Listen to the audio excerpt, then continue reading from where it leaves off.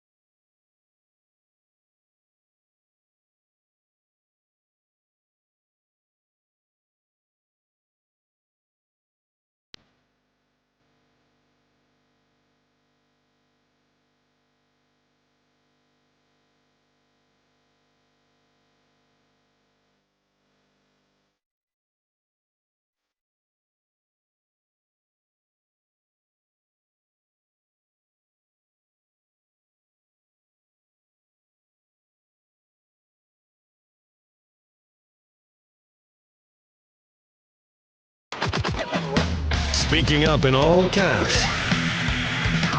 For those that don the red caps. It's the John Phillips Show. And a very happy Thursday to you at 12:06 in the West. It's the John Phillips Show. Mr. Randy Wings in Culver City. John, we are broadcasting live once again all over the radio and all over the internet. We are on Facebook, on the KABC Facebook page and the KSFO Facebook page. We are on Twitter at Johnny Don't Like. We are on YouTube at Cumulus News Talk. I think I haven't seen the link up there, but it should be up there. And we are on twitch.tv/Randy Wang Radio. We are live everywhere. Okay, I got a note from Art. It's not on YouTube yet.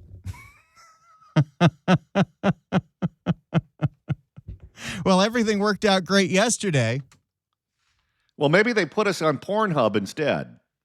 You know, I wonder what kind of audience we would get on there. That might be something we have to look into. Hey, if we meet bonus, I'm willing to do it.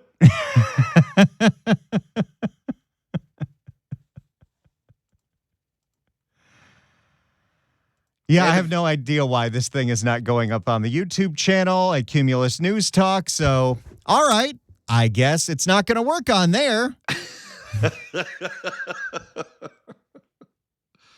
It is what it is.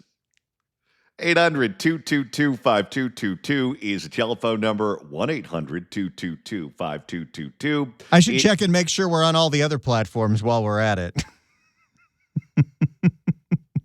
If you'd like to email the show, you can do so at johnnydon'tlikeshow@gmail.com. That's johnnydon'tlikeshow@gmail.com.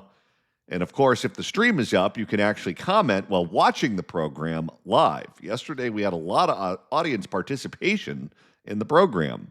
Yes, and we are currently live on KABC's Facebook page, KSFO's Facebook page, and John's Twitter at Johnny Don't Like. And if you comment to us on one of those platforms, well, it shows up right on the screen, like all of these American flag emojis. All right. Now, speaking of the American flag, the 4th of July is right around the corner. And Randy, you know what that means. That means that my neighborhood is going to sound like the Tom Leykis show over and over and over again.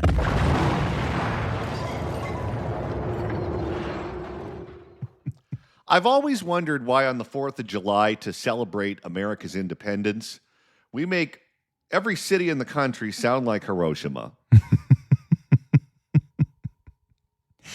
It is something that we do.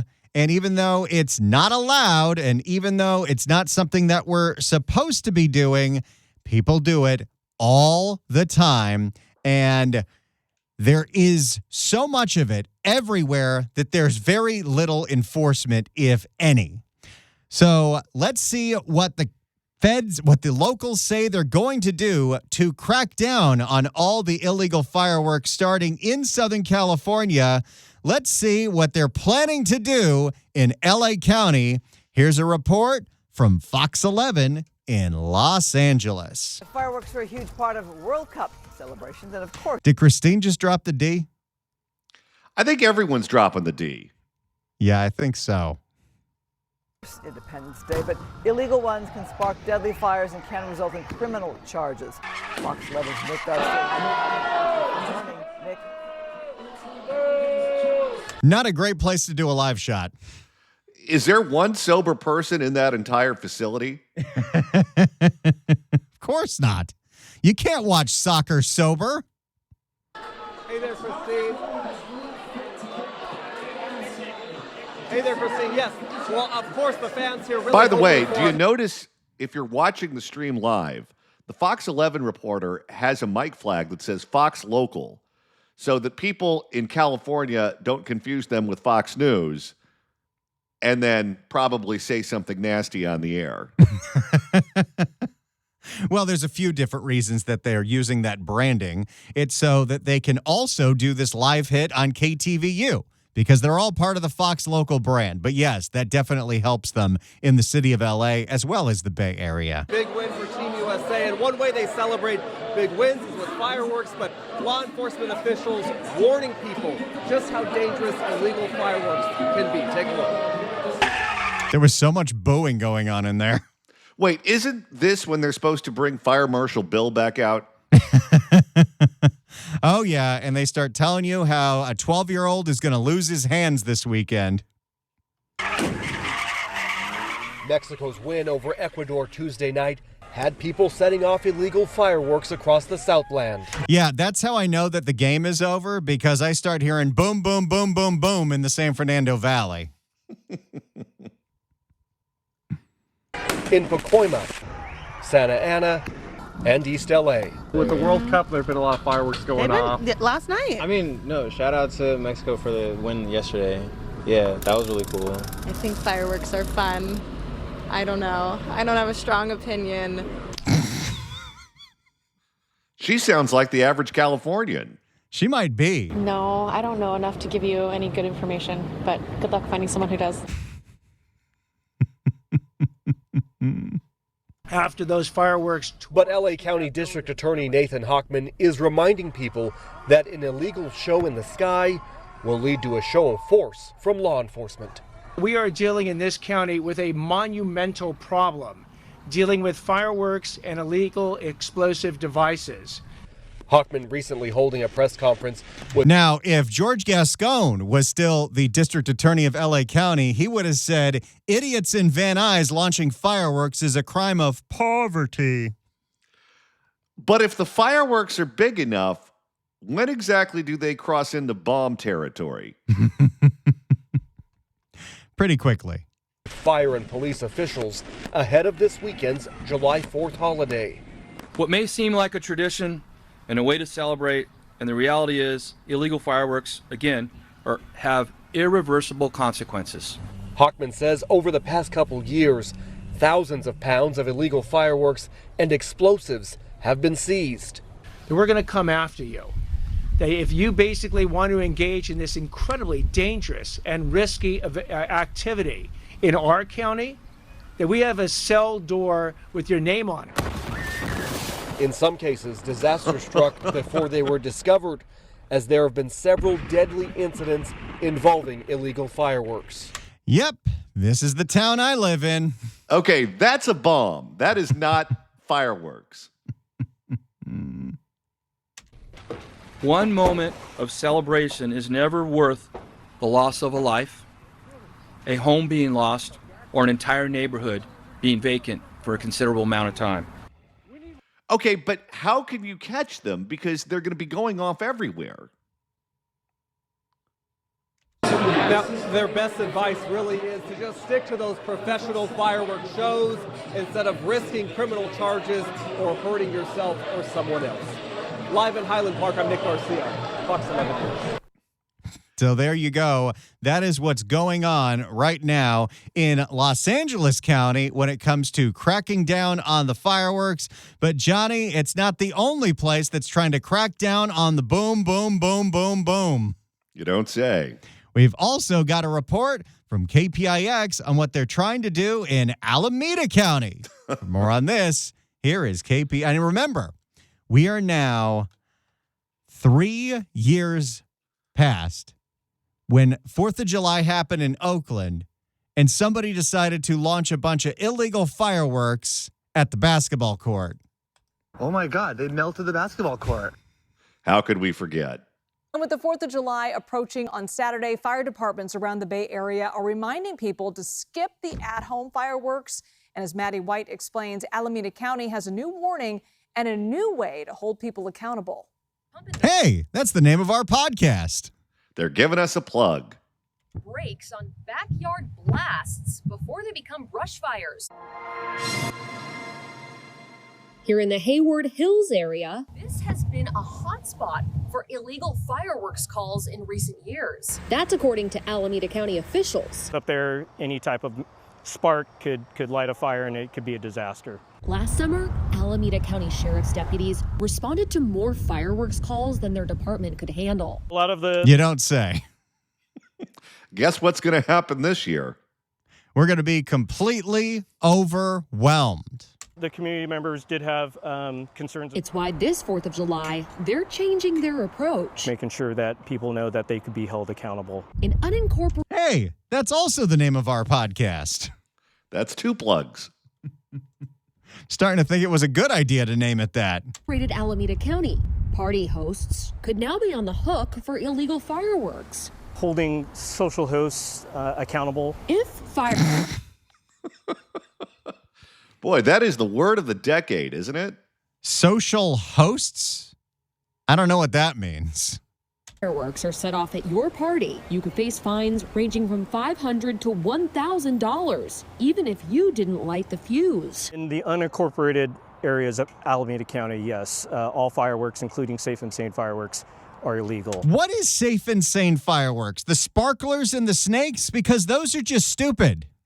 I think what they're talking about are the sanctioned shows where professionals are the ones lighting off the fireworks. No, that's a totally different thing. Safe and sane is the fireworks that are deemed okay as long as you put them in a bucket afterwards.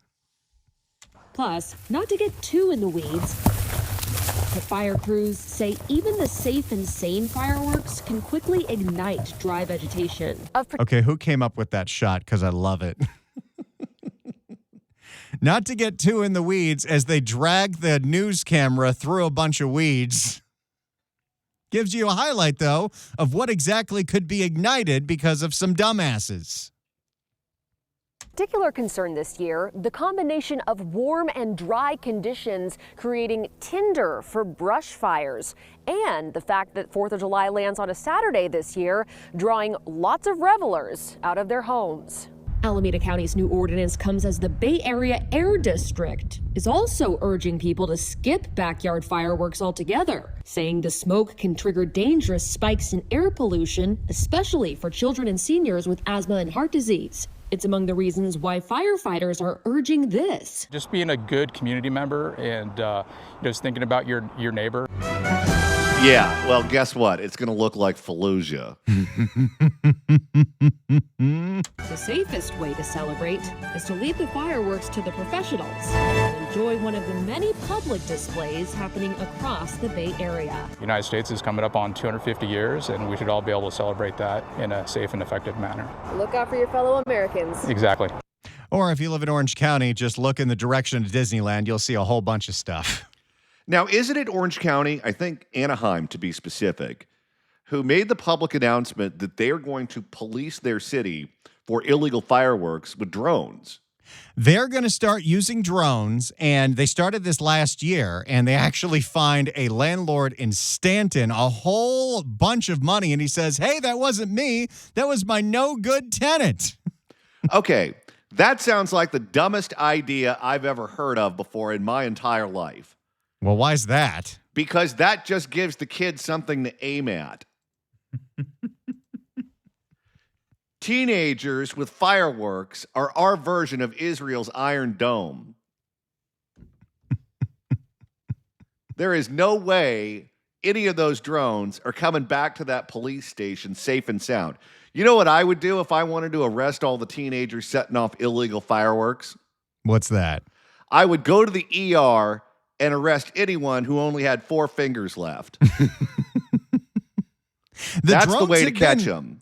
The drones have been very effective in places like Sacramento County and some of the other Northern California counties where, because now you have video evidence of where it launched from, you know who to send the bill for. And some of these counties, the first firework, not the first event, but the first thing you launch into the sky, that's $1,000. The second one is $2,000, and then it goes up from there. Have you ever gone to the driving range to hit golf balls when the guy in the little cart with the cage around it is picking them up? Because what happens is one person hits the guy in the cart and then everyone laughs. And then everyone who's hitting a bucket of balls starts aiming at the cart. If you put these drones in the sky on the 4th of July, I'm telling you, it's going to be raining robot. Well, maybe this is when we give the drones a means to fight back. Very Star Wars of you. This weekend's going to be, especially with 4th of July being on a Saturday, it's going to be boom, boom, boom tonight, boom, boom, boom tomorrow, and nothing but explosions all Saturday and Sunday. Is Mexico playing soccer this weekend?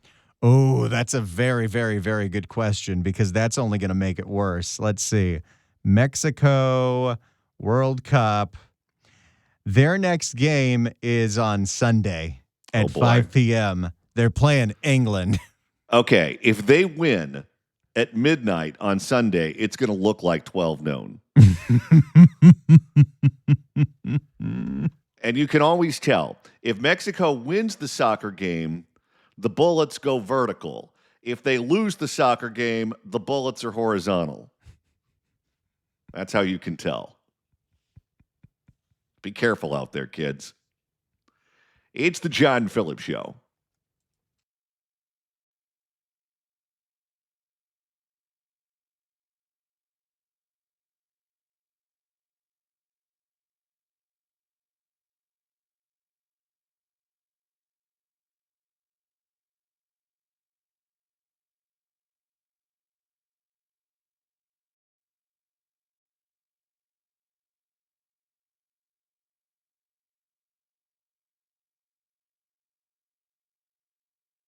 Happen constantly. If you happen to get hurt in one, for over 8 years, I've been recommending one guy, Clark Fielding, and the Jaws of Justice at Fielding Law.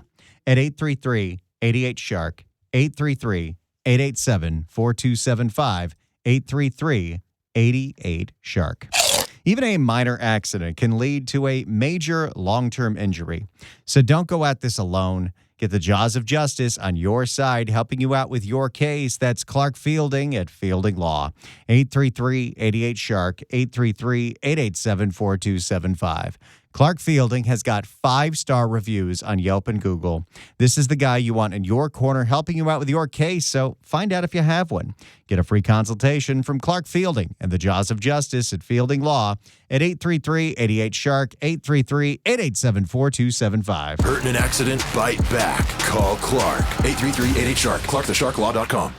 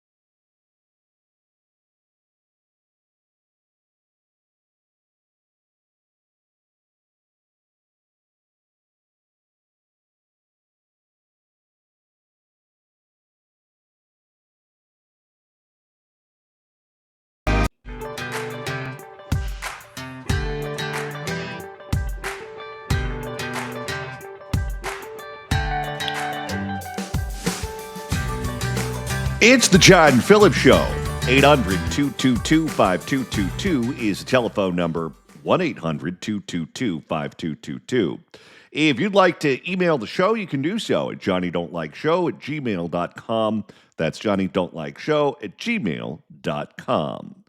And Randy, if you want to watch us perform the show live, that's easy to do. Well, it was easier yesterday than it is today, but we are currently operating no problem on 4 out of the 5 platforms that we're on. If you want to watch us, for some reason, the Cumulus News Talk YouTube channel is not working. It worked okay yesterday, but I don't know what to tell you.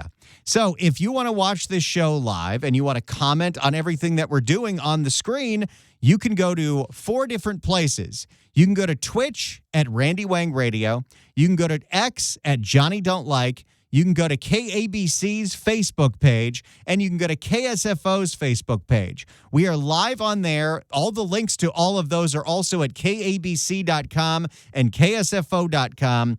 I do not know why the YouTube isn't working, and apparently it is not a situation where I can fix in the middle of the show. So, well, these are the 4 platforms that we have today. And Randy, we also have a standalone podcast. We do. And if you haven't listened to it yet, you should really give it a listen or give it a watch. It's the Accountability Podcast with John Phillips and Randy Wang. Accountability. We did a deep dive into why exactly Gavin Newsom is never going to be president. And you've got to hear the entire thing, including John and I reacting to what the Chrisleys think of California. So if you want to find it, you can go to youtube.com/@accountability-podcast. You can search for John Phillips or Randy Wang or KABC on Apple Podcasts. And if you have any trouble finding it, just send us an email at johnnydon'tlikeshow@gmail.com and I will get it to you. Hey, look at this. Monica says, your podcast is awesome. We appreciate that. And Randy, what do you say we make a couple of listeners very happy? Well, let's do that right now. 790 KABC welcomes Willie Nelson and family to the Pacific Amphitheater on July 12th. Tickets are on sale now at packamp.com, but right now, caller number 9 at 1-888-795-2222 gets a pair of tickets to the show. All concert tickets are good for a one-time admission to the OC Fair on Wednesday or Thursdays. Tickets furnished by the Pacific Amphitheater. Good luck dialing. Willie Nelson, hell of a singer, looks like he needs to be vacuumed. It's the John Phillips Show.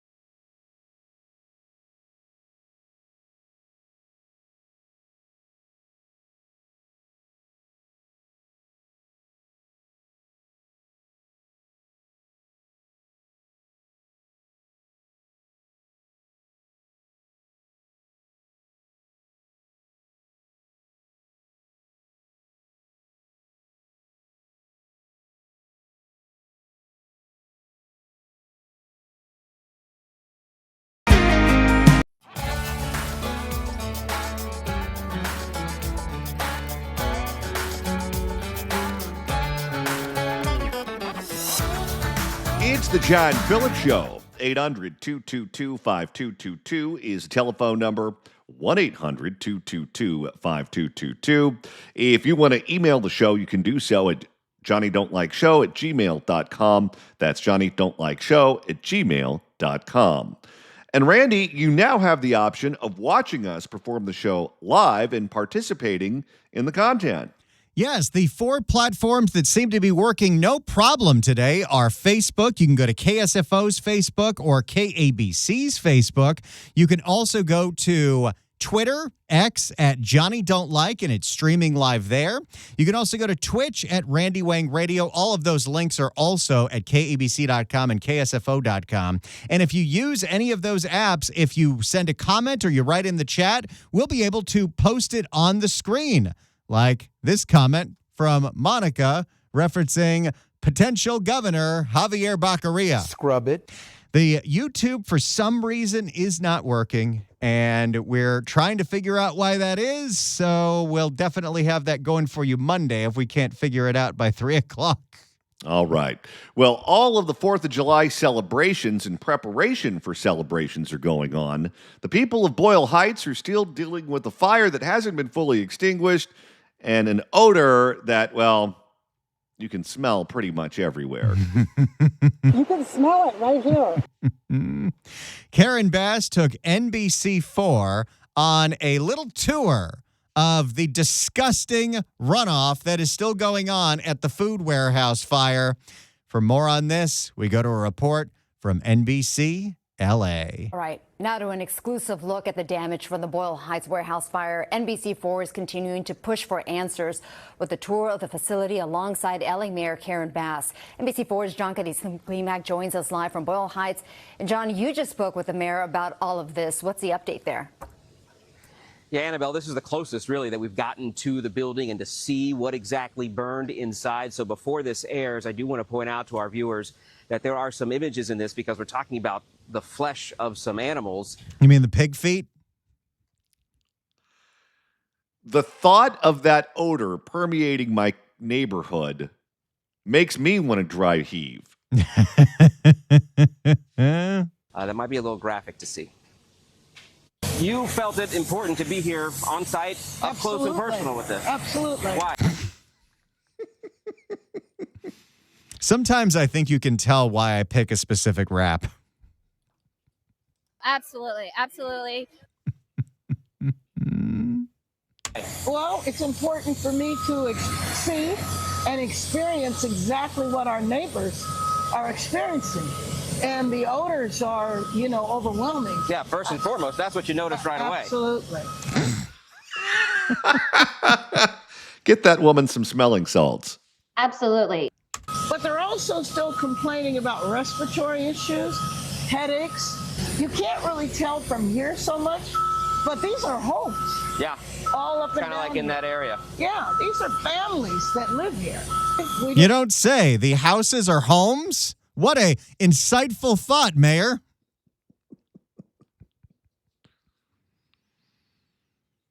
How did she get 34%? It's hard to believe, isn't it? Not realize there were so many meats that were here. They thought it was primarily bread products. You can see. No, it's rotting crab and rotting pork and rotting beef. You know, out of all the cold storages that could have been set on fire, why couldn't it have been the one that houses all the good humor bars? How about Haagen-Dazs?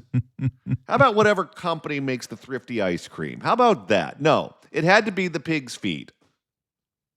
Oh, yeah. Pieces of flesh. Oh, yeah, absolutely. Oh, my God. All right. I mean, it's practically a Friday. Go ahead and play the Karen Bass absolutely drinking game. Absolutely. And you freeze the frame right on a dead pig carcass, too. It looks like someone blew up a Don Ho luau. There's been a lot of complaints from Yes. people about how this is being handled. They want this done faster than it's being Yes. done. I know you've got a time limit on getting all of this rotten food out of here. Wait, we can't even let the people in the building because they're still putting out the fire. Apparently, there's a hot spot that's really hard to get to, so they just keep blasting it with water. Now, here's an idea. If you want all of the rotting food and the pig body parts removed from that cold storage. How about this? Just let the homeless in. Wouldn't they take care of it? Well, they'd probably start another fire. I don't know if we want that. Right, but the difference here is this is a private company. We are going to do everything we can to hold them accountable. There's a reason we call our podcast the Accountability Podcast. Because at the end of the day, we want to hold people accountable.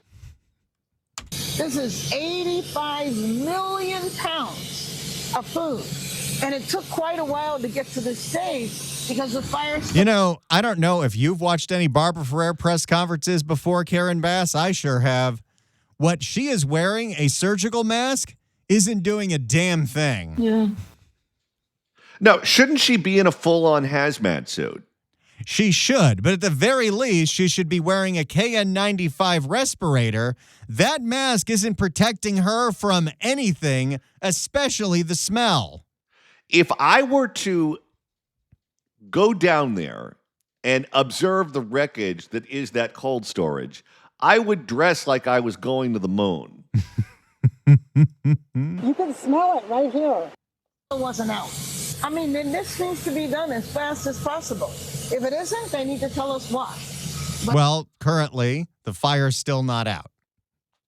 It's kind of out, but it's not all the way out. And we've had some issues with that before. the bottom line is that this community is going to be treated like every other community. Which means... You mean when you towed all of the cars of the guy who works at the repair shop across the street and then charged him impound fees? Well, how about the fact that they haven't even put the fire out? Yep. That just because... Don't you worry. We've got an air purifier with your name on it. It's going to be fine. This is a private company. They can't take their own sweet time to removing this and think it doesn't matter because of where we are. I think that's the big concern with the people of Boyle Heights is that they feel like almost like they're targeted for things like this. We had the oil spill that happened a while ago, and now we got this that they're dealing with. And both of those stories are idiot contractors that had no idea what they were doing. The people who were digging up the street ended up cracking an oil pipe, and the people who were fixing the solar panels decided to turn them on without turning off the power. Just wait till they deal with the sewage. Have their Exide battery. Yeah. You know, so one of the things that I am calling for in my executive directive is I want a survey done of all of these buildings because I doubt very seriously that the community was aware of what this facility was.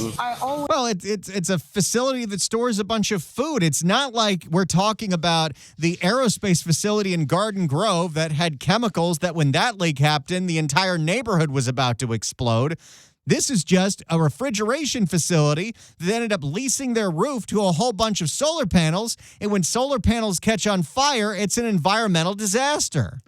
Where would you even go about finding pig's feet to buy?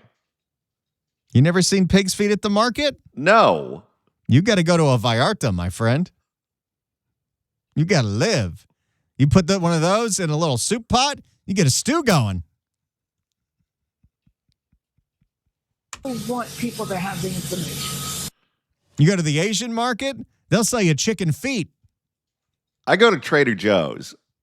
Trader Joe's, you're not going to find any extraneous parts of the animal, just the basics. No. In fact, at Trader Joe's, they will not serve you any animal that's ever had a speaking role in a Disney movie, and I like it that way.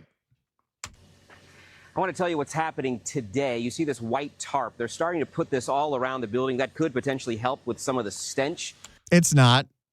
And just like have you seen these odorizers that they're putting all over the building? It looks like a gigantic can of Lysol. It's not doing anything, but it is the appearance that they're doing something. That still remains out here. Something else. That tarp, which does not cover the building, which does not seal the building, is nothing. It is putting a tiny little blanket over half the building on one side. That's not stopping any stench whatsoever. No, it's just something to be graffitied like everything else in this town. And you notice some of the remnants of the building had graffiti on it. It's happening, the Oscar Romero Clinic. They're going to have a mobile clinic, something that the mayor said that she helped set up. They're going to start going around to house starting today for anybody that might need some medical attention. You mean like that woman that got rashes when she took a bath? Yeah, why don't you put her at the front of the line? Even dental work as well, because this is having such a tremendous impact on the neighborhood that surrounds it. Dental work? I don't know if the dentists are going to have time after Karen Bass promised free teeth for all the meth heads. But wait a minute.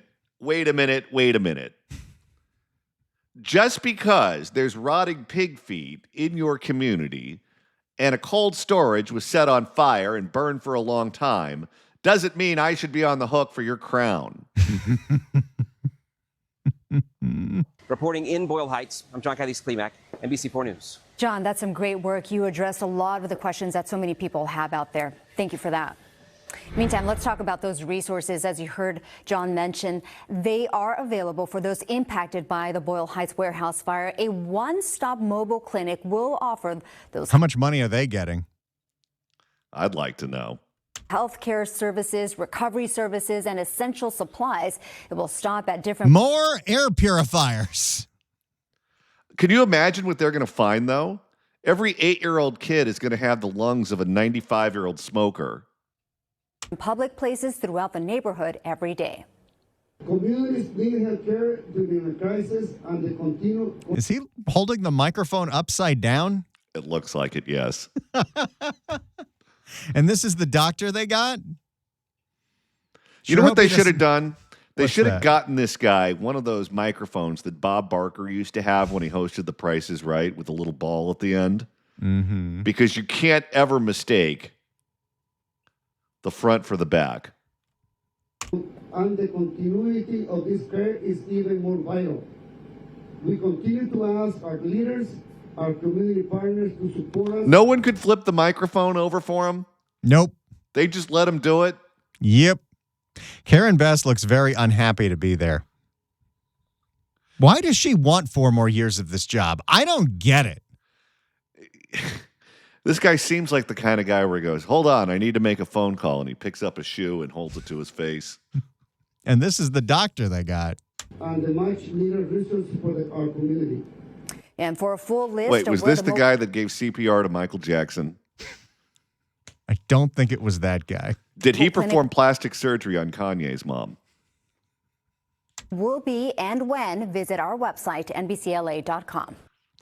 There you go. Karen Bass is sending some resources to Boyle Heights. Absolutely. Absolutely. You're in good hands, Boyle Heights. Got a lot of comments in the chat on Facebook and on Twitter, and we'll read some of those when we come back, Johnny. It's the John Phillips Show.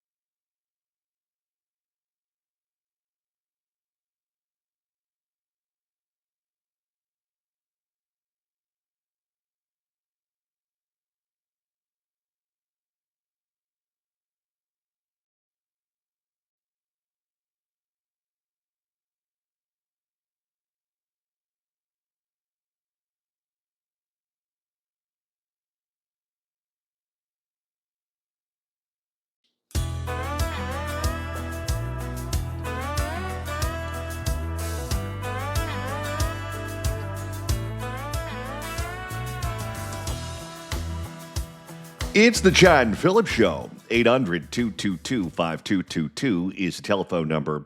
1-800-222-5222. If you'd like to email the show, you can do so at johnnydon'tlikeshow@gmail.com. That's johnnydon'tlikeshow@gmail.com. The Fix California Hour coming up after the news at 1. Seneca Scott joins us. And Randy, it looks like we're back up on YouTube.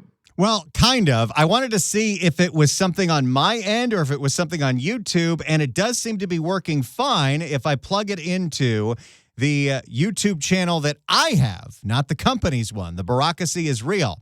So if you do want to see it on YouTube, you can go to youtube.com/@RandyWangRadio. Search Randy Wang Radio on YouTube. But we're also on Facebook, on KABC, on KSFO's Facebook, Johnny Don't Like on X, and Randy Wang Radio on Twitch. We're all over the place. Look at these comments that are rolling in. Linda writes in and says, congrats, I did a Google on the YouTube for the first day yesterday, and now I'm executing a Facebook Live. You're helping me with my tech education. I have my radio for backup just in case. This is fun.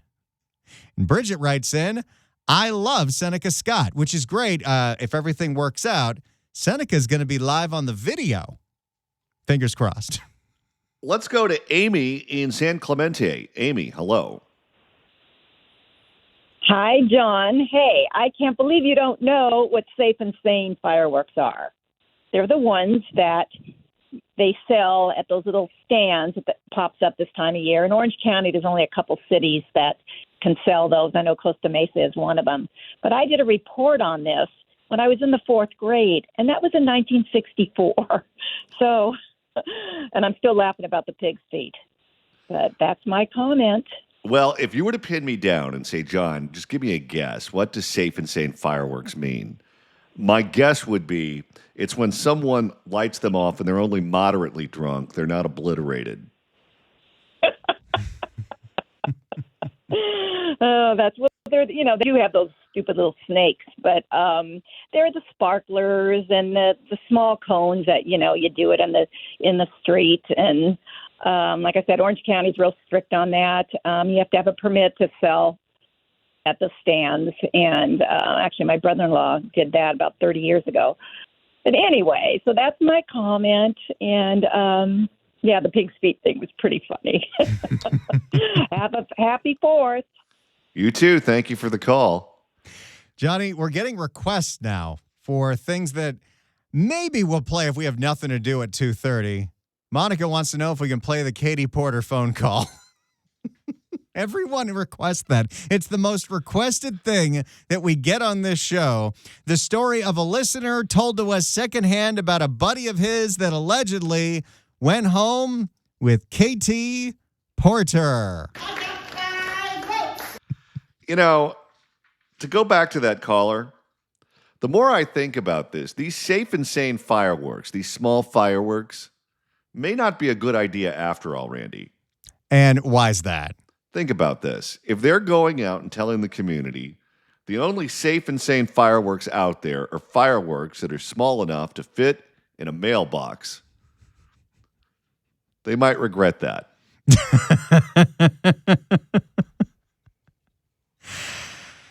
It doesn't matter what we say is safe and sane. There are too many people doing this to be able to police it. Now, in certain communities, they can definitely police it. For instance, there are certain parts of California where when they ban fireworks, they mean it. And that includes in Carmel by the Sea. They make sure you don't hear a single firework out there. But in cities like Burbank, they make sure if somebody launches anything, because someone did it at a house party I was throwing about 10 years ago, the cops show up at your doorstep within 5 minutes. And then they found out that we had a fire pit we weren't supposed to have. So thanks for that, Adam. And you still got TSA pre-check? But in the city of Los Angeles, the problem is so widespread, the police throw their hands up in the air. There is little to nothing they can do. They can do these big busts of these big warehouses, but more of it is coming in every single day because the average resident of Los Angeles doesn't give a crap about the threat of fire. They like to see things go boom. And we've seen this before, including In the Inland Empire, remember this? There was a large fire that was started by a gender reveal party when they set off what really looked like a bomb out in the middle of a dry, brushy area. It got away from them and then turned into a massive fire. I think they were criminally charged for that, if I recall correctly. They were, because the blue bomb didn't go off as expected, and it torched a whole bunch of brush. I think a home or two got lost in that fire as well. The gender reveal parties really involved a lot of explosives there for a while. I feel like that trend is over. Hopefully it is. Or maybe I just stopped getting invited to baby showers. Or maybe they just do it when the kid's 17 and can pick their own gender. You know, that's true. What's the point of having a gender reveal party if gender is fluid? All right, we've got 2 more hours coming up on the John Phillips Show. The Fix California Hour is coming up next. We're going to check in with our pal Seneca Scott from Oakland, who is our eyes and ears in that city, who knows all of the dirty little secrets behind the politicians and the power players that run the city, the other city by the bay. You do not want to miss that. Make sure you stick around. We've got 2 more hours. We're live right here on the John Phillips Show.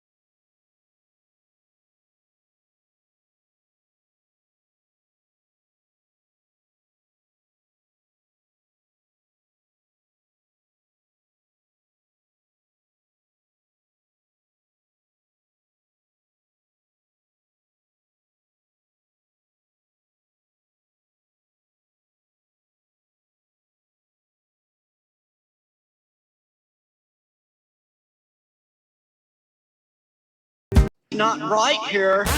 Crime is up all over the state. The homelessness in the city is out of control. The economy is sick. Taxes are high. Housing is expensive and businesses are leaving. California needs fixing. And John Phillips is just the man to lead the charge. It's the Fix California Hour with John Phillips and Randy Wang. And we continue at 1:05 in the afternoon on the John Phillips Show.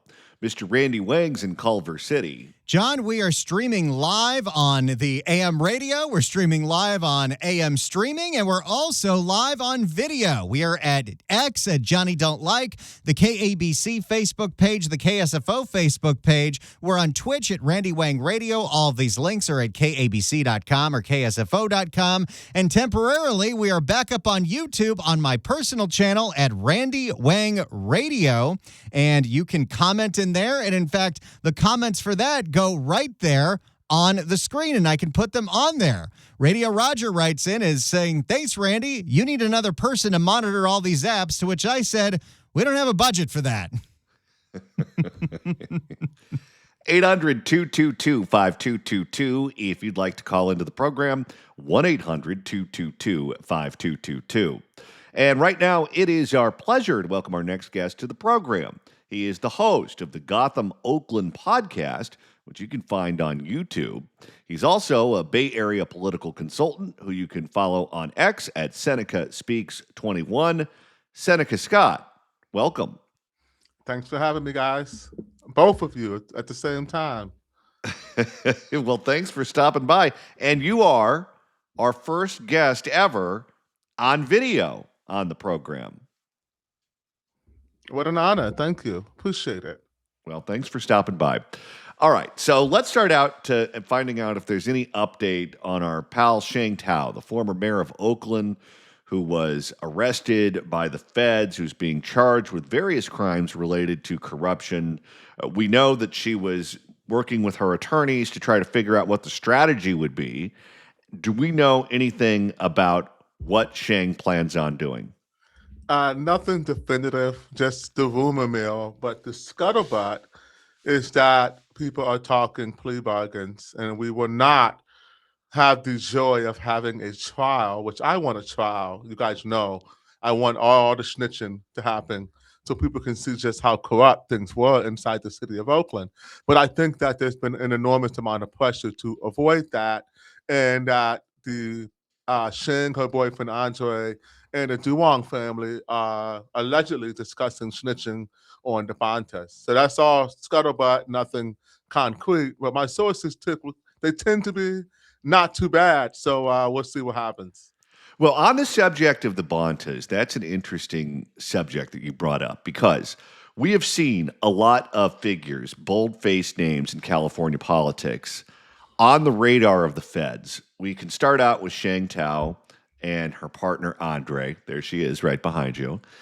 And, of course, we also have California Waste Solutions and the Dong family, everyone associated with them. We've seen other politicians in East Bay cities, including Brian Acevedo, who's already cut a deal with the feds.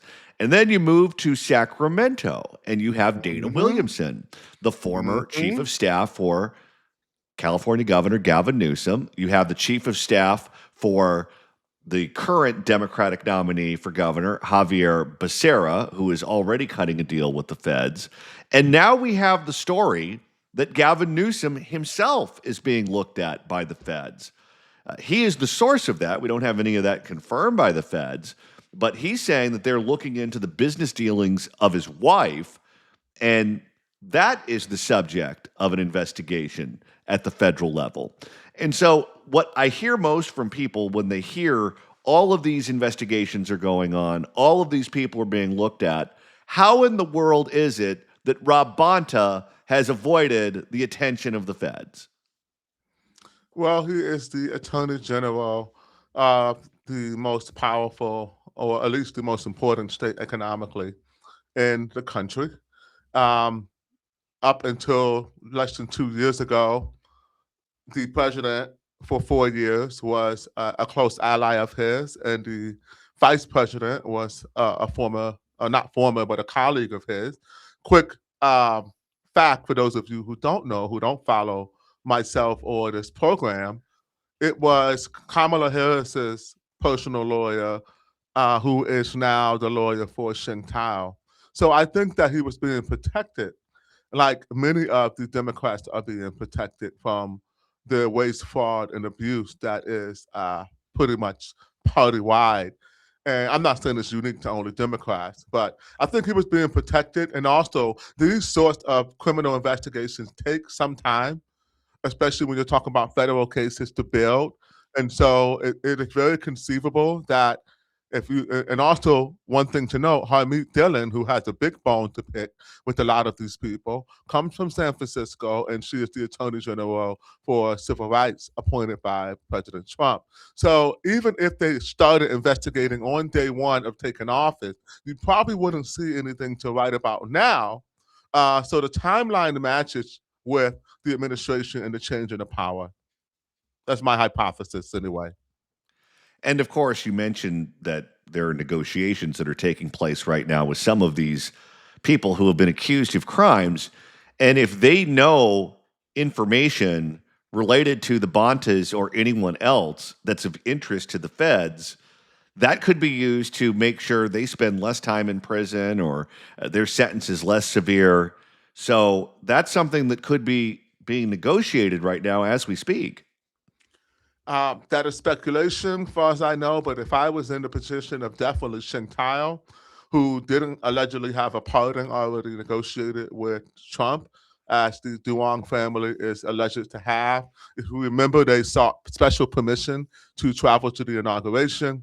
And again, it's alleged that they bought a permit or that they arranged, not a permit, arranged for a, what do they call that, a pardon.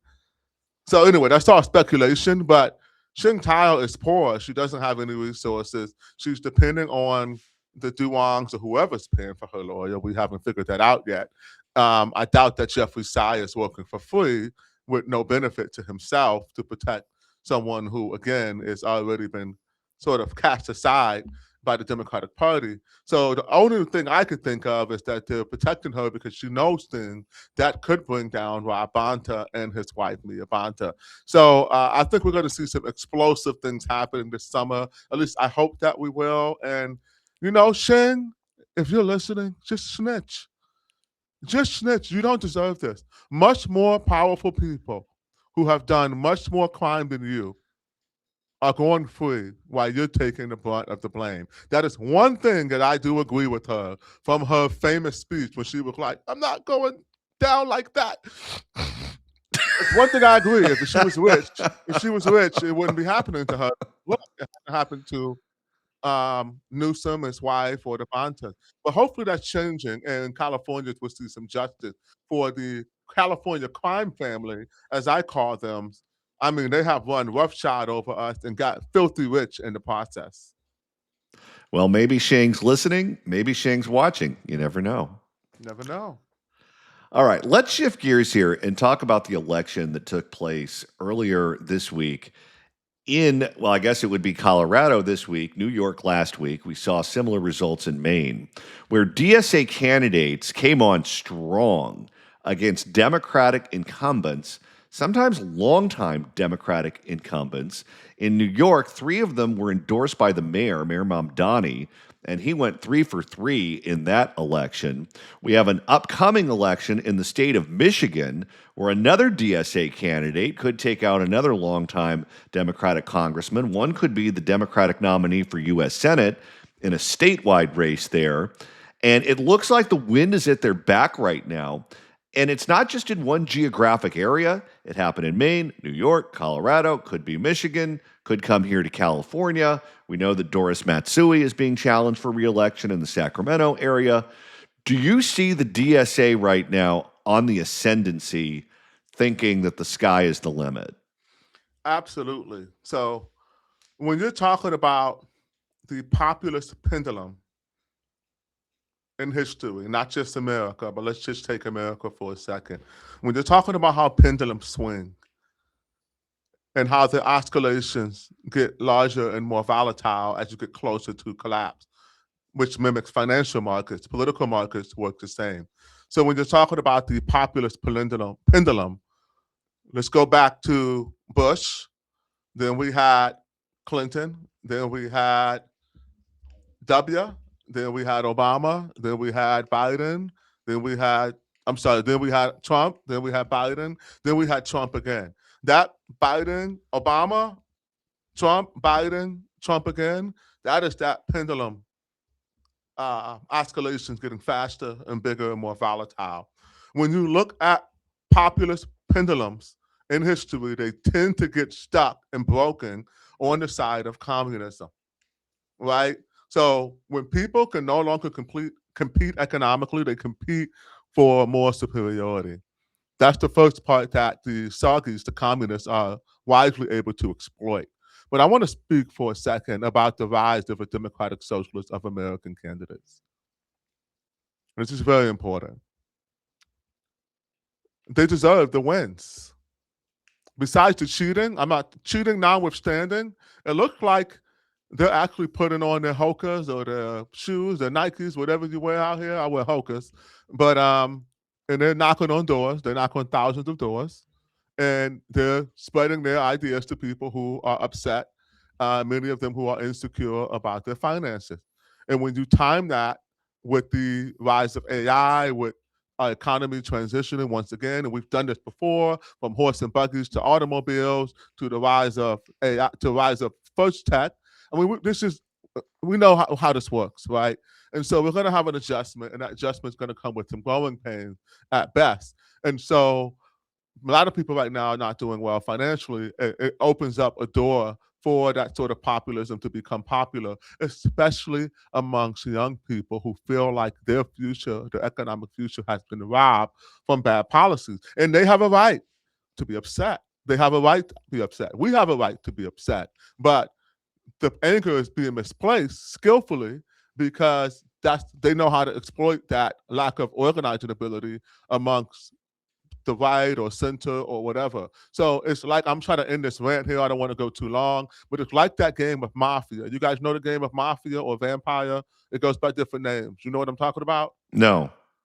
So there's a game called Mafia, and basically it works like this.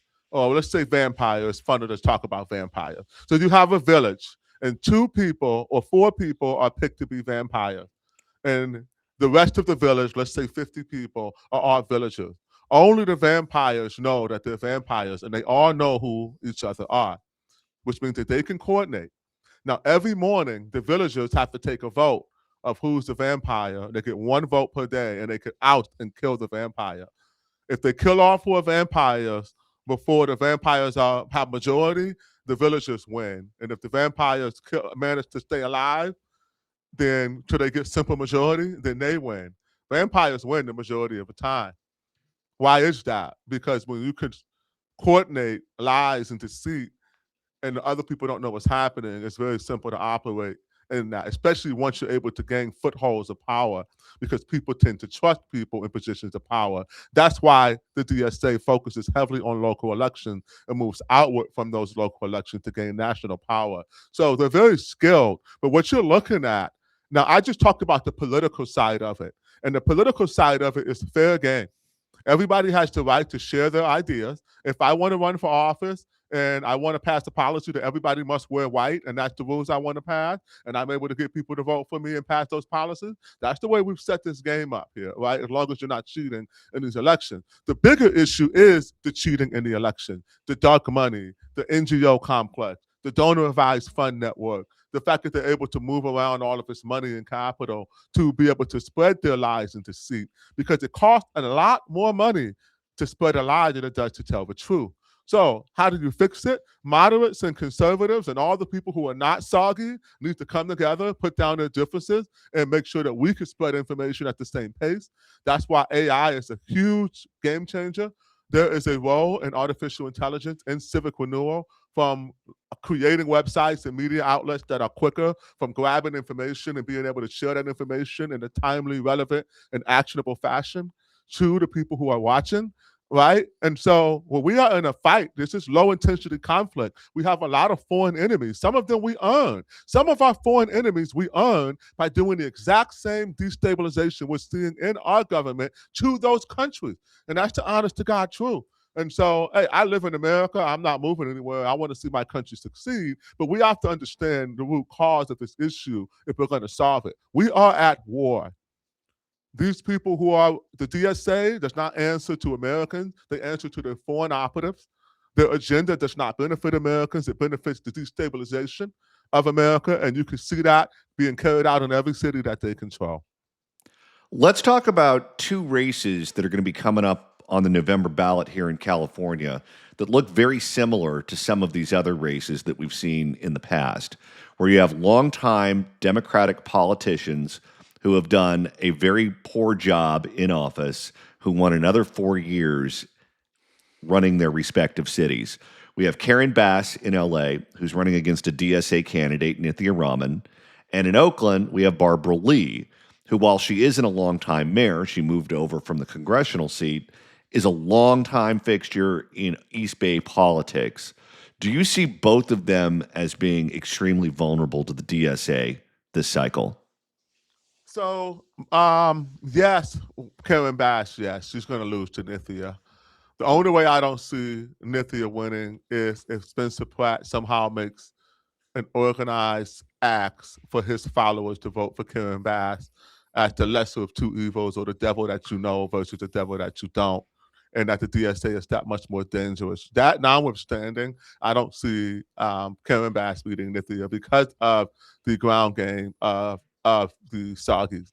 When it comes to Barbara Lee, actually, no one's running against her, at least not that I know of. You have to start a little bit early to unseat someone like Barbara Lee. We've only had one Zoran Mandami clone into this elected cycle, and that's in District 2 with the cookie cutter, the exact same approach and as Zoran took, which is effective, by the way. I don't blame him for copying it.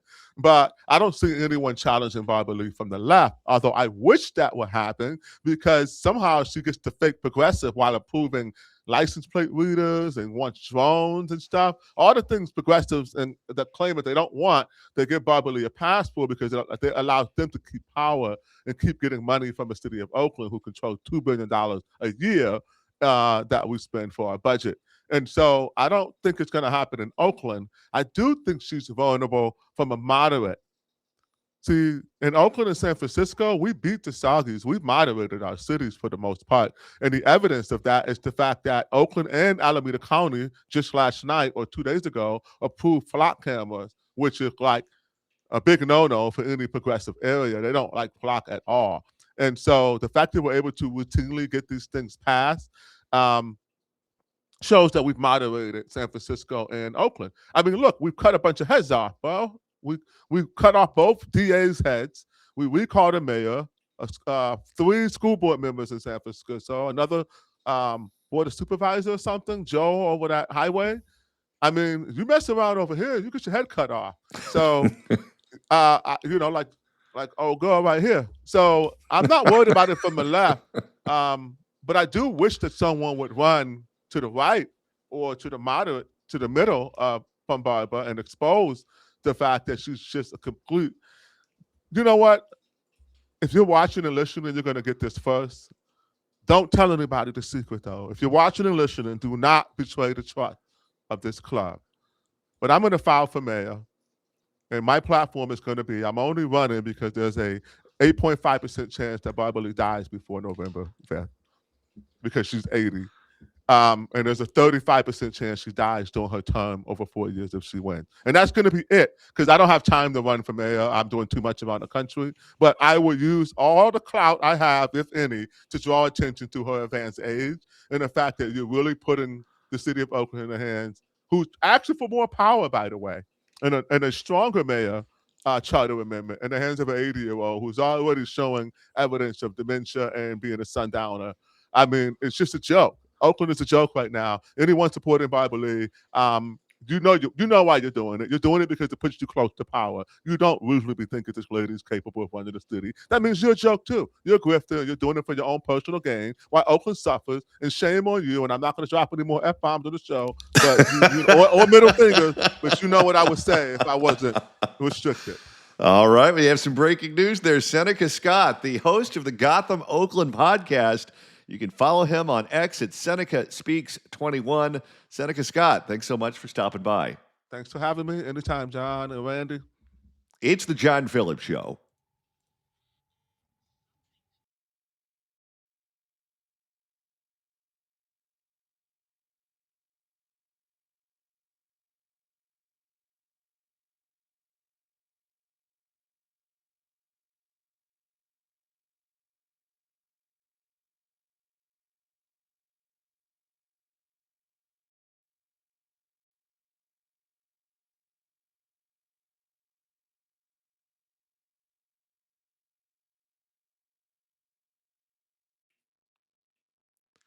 Okay, let's get real for a moment. If you've been injured, car accident, motorcycle, slip and fall, the lawyer you choose matters. And I'm telling you right now, do your homework. Before you hire any personal injury attorney, pull out your phone, look them up, read the reviews. Clark Fielding has successfully represented so many of our KABC listeners, and it shows. 5 stars on Google, 5 stars on Yelp. Now compare that to everyone else on the billboards, and you'll see ratings all over the map. Some good stars, plenty of bad ones. That should tell you something. When people are hurt, stressed, and vulnerable, reputation and results aren't optional. They're everything. If you've been injured and want real answers, call Clark Fielding at 833-88-SHARK. That's 833-88-SHARK. Or find him online at clarkthesharklaw.com for a free consultation. Look him up, read the reviews, and decide who you want on your side. That's Clark Fielding, the Jaws of Justice, at 833-88-SHARK.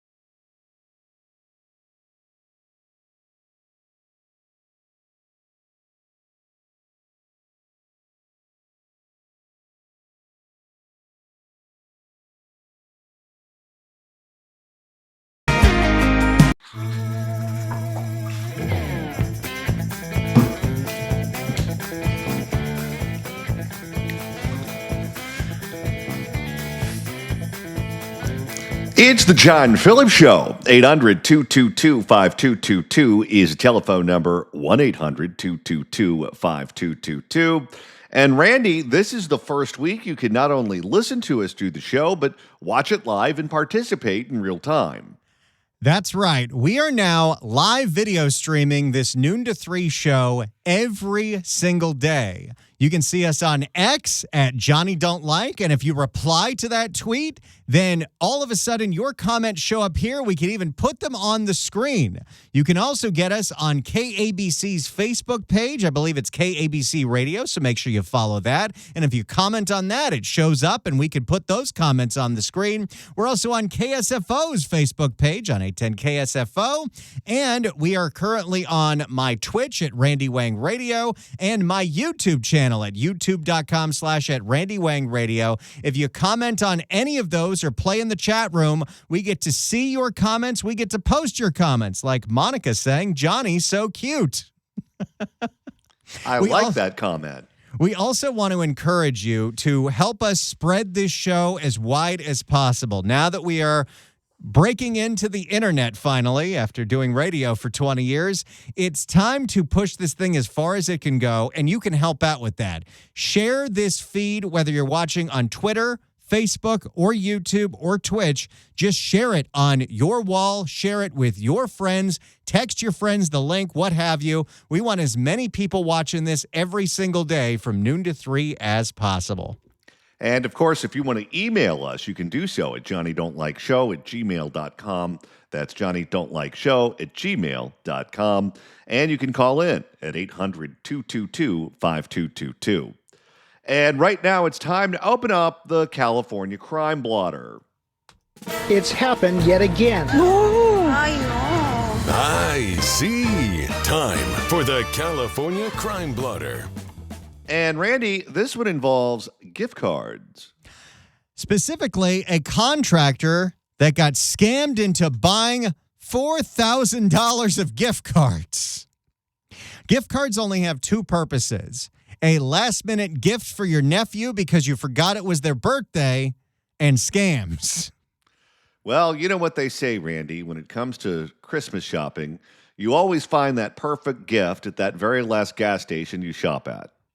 For more on this, we go to NBC7 in San Diego. Many companies that sell gift cards have voluntarily adopted measures to try to keep their clients' money away from the hands of scammers. But these measures were simply not enough to prevent a local contractor from getting thousands taken from him. Sergio Flores from NBC7 and Telemundo 20 Responds shows us what some states are doing about this kind of thing. Yeah, you know, Monica and Catherine, it was really a tough spot for Jay Bernal out of San Diego. He says the pressure he was under to buy gift cards was so overwhelming, and you'll see why in a moment, that it blinded him to the scam. Fear motivates you to do very, very, very stupid things. You sound like someone who's taken many corporate cybersecurity classes. It's almost like I have to take one every 2 months. Wishes. Usually during the show when John's interviewing a guest. I'm not doing that on my own time. The store where he bought them, well, maybe would have done more to help him. Jay Bernal says at 66 years old, he's still laying it down with the best of them. For almost 40 years, he's worked hard to earn every dollar and a good reputation. And so he was shocked when suddenly his good name was associated with a heinous and disgusting crime by who he thought was a federal agent who said his computer had been hacked by criminals, as was his soon-to-be frozen bank account. Red flag, red flag, red flag. At no point are the feds ever going to call you out of the blue and say, "Oh, your bank account's frozen. You've been hacked. Someone bought a bunch of child porn. We need money." This is why we do these stories, because it's all about awareness at this point. It is impossible to stop these. John, you talk about all the time how when we busted up El Mencho, there's an entire farm of people just defrauding the elderly in Mexico. The entire economy of Cambodia is built on scamming American old people. We cannot shut this stuff down fast enough. So the only thing you can do is educate the people in your circle, in your family, all the signs that you're about to be scammed. Yet they keep falling for it. He offered to move his money to a secure Federal Reserve while they investigated. There were little red flags going out in my head, but then the allegations of child pornography were... Here's a question, and maybe I don't want to know the answer to this, and I don't think our audience knows the answer to this, but where do you buy the supposed things that you're not supposed to be buying that all of a sudden got flagged by the FBI? Probably not Etsy. Facebook Marketplace? Very serious also, and that weighed against my intuition of, oh, there's something wrong here. Jay says he gave the fake federal agents remote access to his accounts, but he wasn't able to move his money. So the man then suggested a different way: Lowe's gift cards.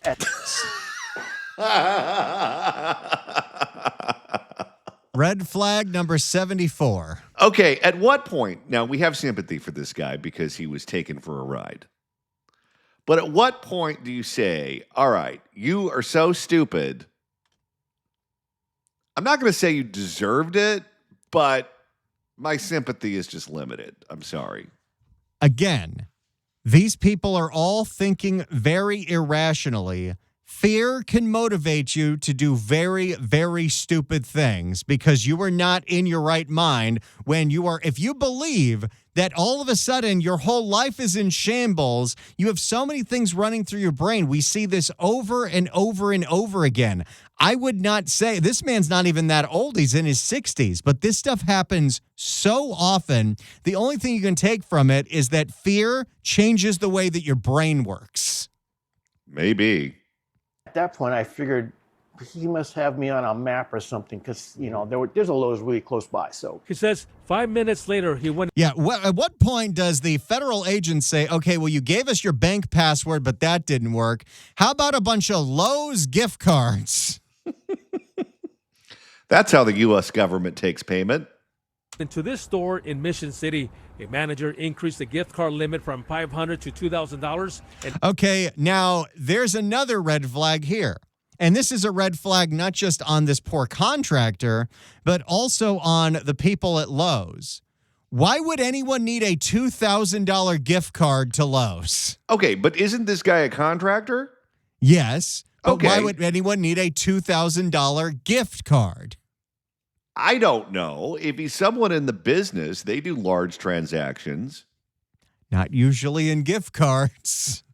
He bought 2 of them. He says he was in and out in about 15 minutes with the scammer listening in on his phone he held in his hand. This is the other red flag. They always say you need to stay on the phone with me the entire time because if you hung up that phone, some sense might get knocked back into your head that you're being scammed. But as long as they can keep you on the hook, I mean, there are scripts for this. It's almost like you have these giant call centers where people, sometimes doing this, by the way, against their will, have every single tactic and they are trained to keep you on the phone and to keep you giving them money. And even if he gave up those $2,000 gift cards, until he realizes what's going on, they're going to ask for more and more and more until they've bled you dry. And then it's one big surprise. The whole time. Jay says he was so caught up in the moment, he didn't notice these signs warning customers of gift card scams. What does that tell you? That when you go to buy the random gift cards at Lowe's, there's a whole bunch of signs that say, help protect yourself from gift card scams. I'm telling you, there's so few legitimate reasons to buy all those gift cards. Well, you know where it makes a lot of sense is Costco. Because you can go to Costco, it's almost like a Groupon there, where you can get $100 worth of, let's say, California Pizza Kitchen gift cards for $80. So you benefit from buying the gift cards at a place like Costco. At Lowe's, where it's $100 for $100, I don't understand the appeal. You know what we should do? Just collectively as a society, we should just say, enough with the gift cards. We have Venmo. We have Zelle. Just give everyone cash. Everyone loves cash. Cash is king. And then we don't need the gift card industry. You can still have your Costco Groupons or your Costco deal where you can go to Disneyland for an actual affordable price. But if we stopped the need for gift cards, we could wipe all of this out immediately. But we're not going to do that. And cash is always the right size. Yes, it is. And he doesn't The problem is the scammers like cash, too. They do. remember anyone at the store bringing it up to him. If they would have said something like that, it would have supported that little voice in my head saying, What are they supposed to say? They get on the intercom and go, hey, the village idiot is back at the gift card section. Will someone please kick his ass out? The manager should have known something was going on, but I guess it's not on them. But the fact that, again, maybe everyone needs to be trained. Why was this poor contractor on the phone the entire time while he's asking to up their limit of $500 gift cards to $2,000 gift cards? You know what? I have a prediction. Yes. The next thing this guy is going to do is he is going to find some woman on the internet who's about 18 years old and looks like a supermodel who takes a sudden interest in him. And she's going to need plenty of gift cards, too. And then he's going to be back on the news. So he's going to end up meeting somebody like Steven Glubeck's girlfriend? No, this one's also going to be from the same call center as the first one. Oh, boy.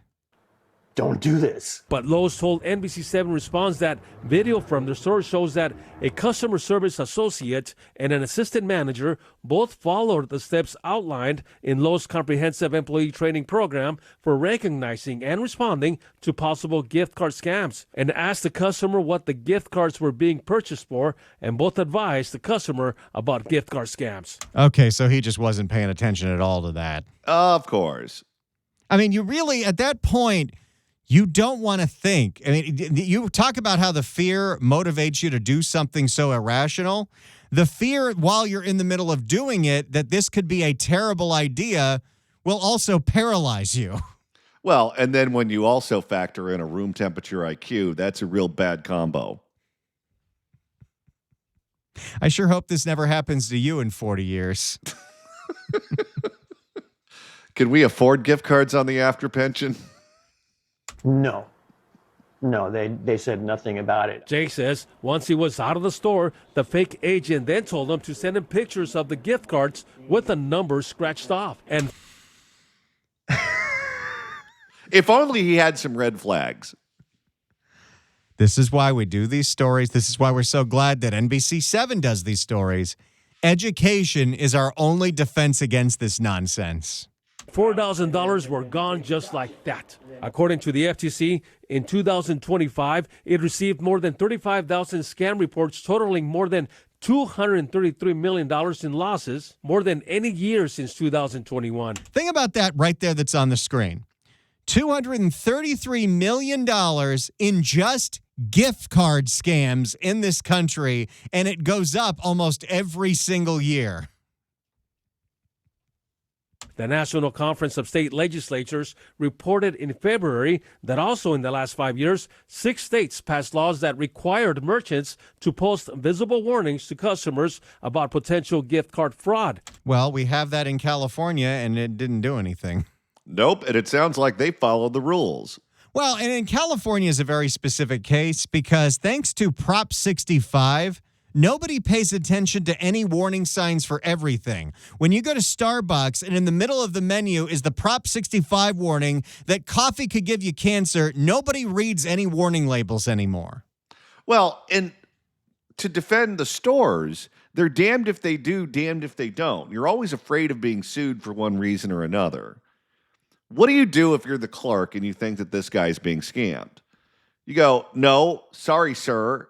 Even though you have the money, I can't sell you the gift cards because you look too dumb to handle the transaction. 3 of them required the state government to provide a model notice that merchants can use to fulfill that requirement. And 2 states passed laws with additional requirements related to packaging, record keeping, and employee training. I don't know if that I would put any blame on them. Jay makes it clear that what happened was all on him. But man, does he wish merchants did more to protect customers from gift card scams. Some of it was deposits for work that was in progress. Because it can take a long time to recover financially and emotionally. You know, Jay tells me that he's really relying on credit cards to get past these tough times. And those also. Oh, that's not a good time to do that. There's another Phi Beta Kappa decision. Poor guy. Told us that gift card purchases are managed like cash transactions, so there's no way to track who redeems the cards. So scam victims should report it to the store the minute they find out it was all a scam. And remember, no government agency will ever ask you to pay or send money through gift cards. Just hang up if they do. Okay. Well, it was kind of. Also, maybe the most important PSA of all, do not answer the phone if you don't know what the number is. No. If they're really somebody that has something to say to you, they'll leave you a voicemail. But when Usually, you're on, they'll find you, whether it's through your cell phone number, email, snail mail, whatever. For him to share his story so others can learn from it for sure. Absolutely. Thank So you. important. had to get that absolutely in there. What a way to end that story. So there you go. The sad story of what happened to the contractor that got scammed out of $4,000 in gift cards to Lowe's. Just wait until some vendor he does business with hits him up and goes, guess what? Sir, your identity's been stolen. At Stop and Get Gas on YouTube writes in, has John any empathy?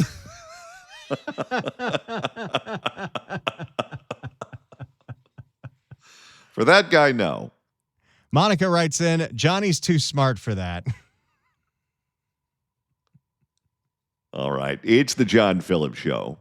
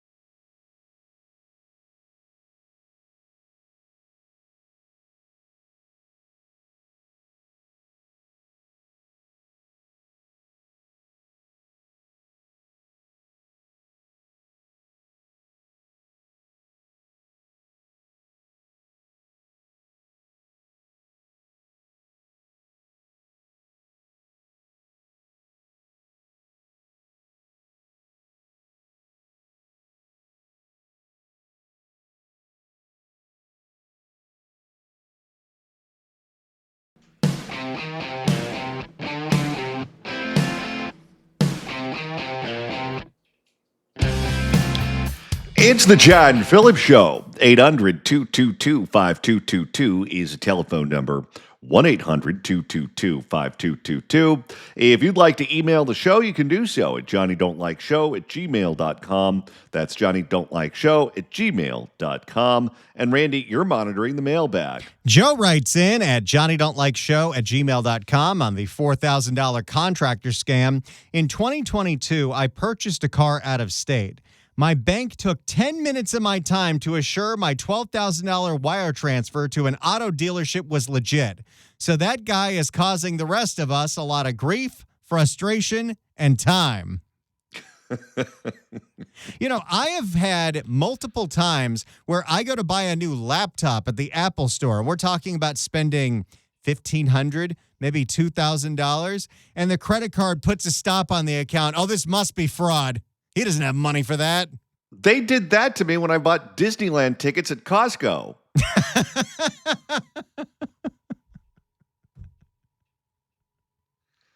And Randy, if you want to watch us do the show live, you can do so and participate in the program.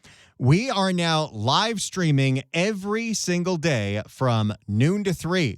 So not only can you listen to us on the radio on 790 KABC and 810 KSFO, but you can also watch us on X at Johnny Don't Like, on Facebook at KABC and Facebook at KSFO, on Twitch at Randy Wang Radio, and at least for today, on YouTube at Randy Wang Radio. And what's great is any of these, whether you're commenting on a post or you're participating in the chat room, it goes right to us. We can see your comments, we can read your comments, and some of them even make it on the big screen. And so thank you so much for participating. This feels so interactive. We are loving it. Bill writes in on YouTube, awesome video broadcast, guys. I'm glad so many people are enjoying it. It was 2 weeks of hell to get to where we are today, but I am very happy that it, for the most part, seems to be working very well. So make sure to share this show with as many people as possible, your social circles, your friends, because, hey, this is a place where we can all gather and hang out every single day from noon to 3. The only difference between you guys and us is we can't drink until 3 o'clock. And we also have a standalone podcast, the Accountability Podcast. The Accountability Podcast with John Phillips and Randy Wang. Because at the end of the day, we want to hold people accountable. We did a full deep dive into why Gavin Newsom will never be president. If you haven't seen it yet, go to youtube.com/@accountabilitypodcast. Search for KABC on Apple Podcasts. If you have any trouble finding it, go to KABC.com or send us an email at johnnydon'tlikeshow@gmail.com and we will point you in the right direction. All right, we've got one more hour coming up on the John Phillips Show. Don't you go anywhere.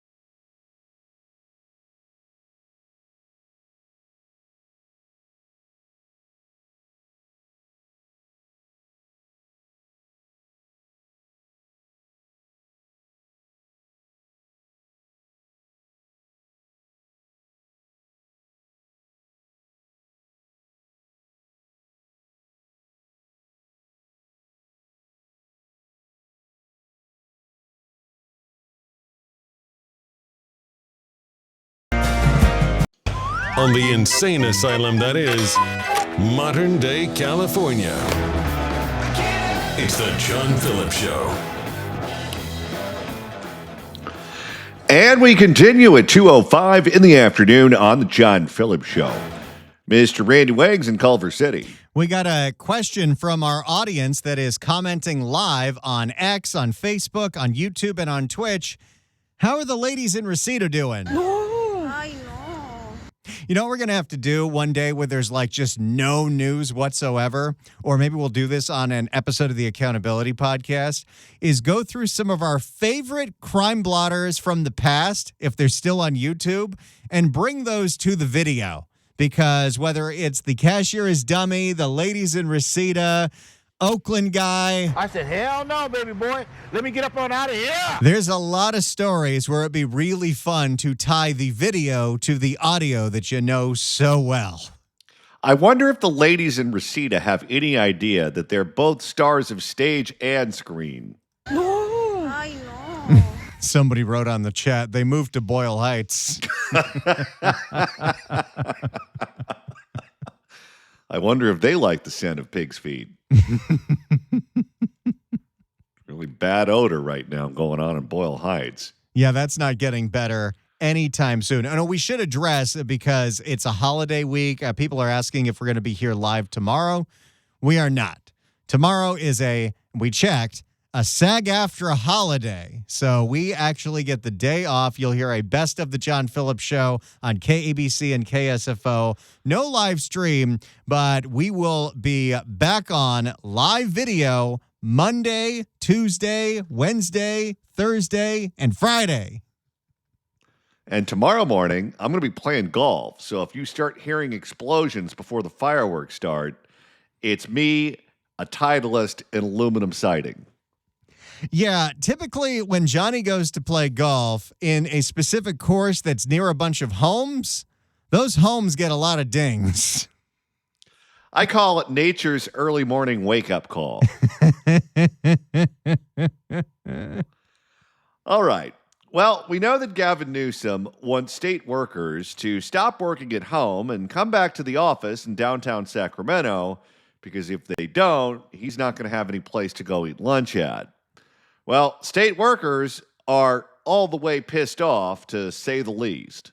They are getting ready to organize. They're even talking about a possible strike. And I want you to be all the way pissed off. Because they don't like the way that the governor played this game. For more on the revolt going on with state workers right now, let me pull up the correct caption here. State workers. Nope, this is yesterday's stories. Now I got to go to today's stories, and then we go to, where is it? There we go. State workers. I'm doing it all by myself, people. State workers stage protest. Here is KCRA 3 in Sacramento. Now to a live look from our state capitol. Several laws took effect today across California. That includes Governor Gavin Newsom's return to office mandate. State departments have been letting many of their employees work remotely ever since the pandemic, but now there are a lot of employees that got hired under the premise that, oh, this is a remote job, and they've never, ever been to Sacramento. Yeah, but Gavin wants to be president, so they need to go sit in an office somewhere.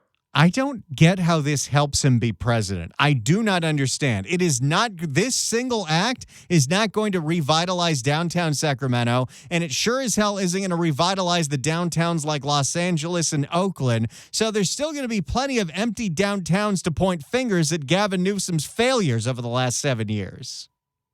state workers are required to work in person 4 days a week. On top of the frustrations with the mandate, some workers are now waiting for a new contract with the state. The largest union representing state employees rallied today, and KCRA3 Cecil Hannibal was there to hear from those workers. The SEIU Local 1000, the largest union representing state workers, held the largest rally it's seen in the past 10 years. It's all over contract negotiations with the state, and a big part of what they want is telework options for state employees. From the West Steps to the Capitol Rotunda, the largest union representing state workers rallied in and around the state capitol today. We're out here to hold the line and to show the governor and the administration that they're going to have to come with some more. If you're watching us do the broadcast live, this protest looks like every other SEIU protest I've ever seen since I've been alive, which is they're all out on the grass wearing purple shirts that are 2 sizes too small. At a glance, it looked like it was a McDonald's Grimace Festival. It does. There's Grimace, there's Barney, there's another Grimace, there's another Barney. So I need you to continue talking to your workers. You really need Cecily at these things. That's not going to do it. Get that money. You know, one of them looked like Prince, all decked out in the purple, if Prince got stung by bees and had an allergic reaction. The SEIU Local 1000 says its contract with the state expired Tuesday after it says the state failed to negotiate in good faith. A livable pay raise, affordable health care, and retirement security. Return to office is one of the things that really matters to our individual people. And adding fuel to the fire is the governor's return to office mandate taking effect Wednesday, forcing agencies to... See, they can show up to Sacramento when they want to. Oh, yeah, they just need the right motivation. To bring workers back in the office at least 4 days a week. We're losing talent. We're losing people with confusion. Morale is bad. Stephen Boyd says it's up. Was morale ever good? Yeah, I've been to the DMV many times. I wouldn't describe that experience as being in a place where morale is off the charts. And we're talking about mostly positions of paper pushers and the inner workings of the bureaucracy. Is anybody really motivated to do these jobs? No. You take one look at this picture of all of these SEIU people protesting in Sacramento, and it's easy to understand why we sent $30 billion in EDD fraud to criminals. Each agency to figure out how to implement the mandate. His building was designed for hybrid work, which he says is now creating problems. We have people scrambling to cram people into desks, sharing sometimes 2, 3 people in a single cube. These are not customer-facing positions. This is the other issue that Gavin seems to not pay attention to. There isn't enough current office space in Sacramento for all of these workers, so they're having to cram together in cubicles and in meeting rooms so they can all get on Zoom together, but still in person. Seems like a great experience. Morale must be high. It's almost like this is like every other Gavin Newsom thing that we've dealt with in the last 7 years. Big, bold proclamation, very little attention to detail and follow through. 2 or 3 people in a queue. While others say it's suddenly making working for the state more expensive. You know, if you're working 2 or 3 people in a cubicle, you better make sure you know what they brought for lunch. How much do you hate the smell of microwave popcorn in an office? You know, George W. wouldn't allow it in the White House when he was president. The old building, not the building that we're in now, but the old building on Lossianic and Fairfax, it smelled like microwave popcorn for a good long time. Did I ever tell you the story how I almost burned down that building? No. So this is 2010, and I'm not even technically an employee at KABC, but I was working for the John and Jeff show, who were renting out a studio there, an overnight syndicated show. And they were on break, so I was just in there running tapes. And I decided, instead of getting tons and tons and tons of McDonald's, I was going to be healthy that week. And so I bought a bunch of Easy Mac at Ralph's. And I put an Easy Mac into that old school industrial microwave we had in the break room. And I forgot to put water in it. And John, do you know what happens if you put an Easy Mac in the microwave without any water? Nothing good can happen. The entire building started smoking. The woman doing overnight security came to get me and said, "What the hell did you do?" That's a true story. I learned my lesson, though. I just went to McDonald's instead. As to parking and childcare. You're going to have congested highways. You're going to have zero parking left in Sacramento. So you're going to have cars driving around, looking for a place to You're not even be able to get to the donut shop. And you're going to have a loss of employees. Yeah, you had at one point, I mean, it was peaceful, but the SEIU stormed the Capitol. It's the most exercise they've gotten in a long time. You're generalizing. Going to be a mass exodus. And the lead negotiator for the union says they started negotiations back in May and tells KCRA3 the state waited until the day before the contract expired to decline every provision and offered no solutions. So we reached out to Cal HR for a response. In a statement, the agency... I love how Gavin bends over backwards for the unions for 7 out of the 8 years he's governor. But now that he is on to loftier ambitions, he wants to show that he has a spine. Well, he doesn't need him anymore.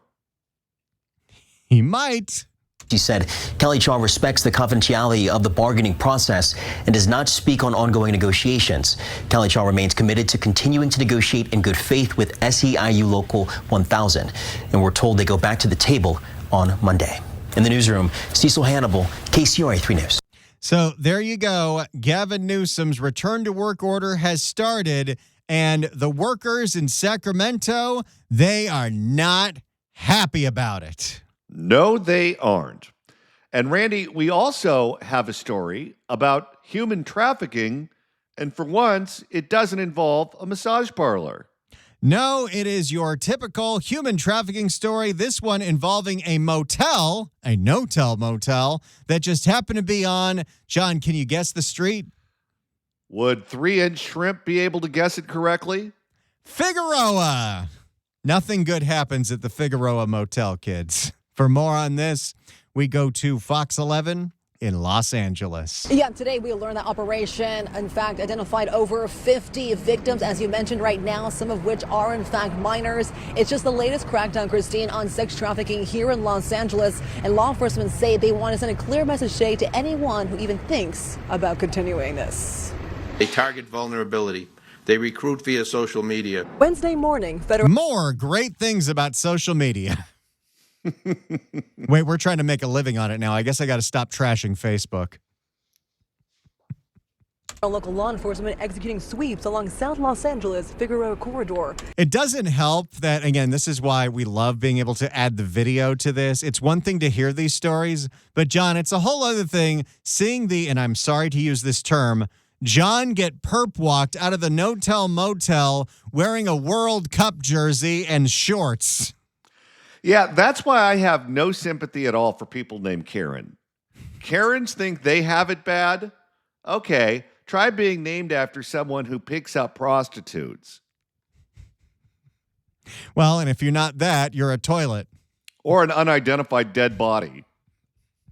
It's part of an ongoing operation to crack down on sex trafficking. These defendants recruited runaways, girls from foster care systems, and other vulnerable victims who turn to social media for affection. First Assistant U.S. Attorney Bill Asaley says his office has charged over 24 defendants with human trafficking violations over the last 11 months. He adds some of the victims are young adults, while others are children.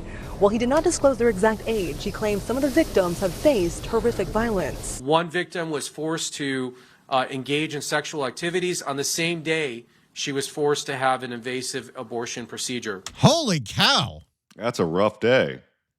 For parents, I would say, you know, your kids need your time. They need your attention. Tina Chang works for Olive Crest, whose mission is to prevent child abuse. She says it's important that parents stay connected to their children, especially as traffickers lean on social media to lure in their young victims. Young people don't have the ability to, figure out who's lying and who's not lying. And I don't think people realize how close all of our children are to being preyed upon, because it's just that one person that slips into your DMs and is now promising you things. Well, and one of the problems that we have specifically in California is that the laws are so lax. Even though we've made adjustments, it's still not enough that most of these victims, especially the minors, they'll refuse to testify against their pimps because they know the pimps are getting out soon and the pimps will get revenge. Well, pimps are known for having tempers.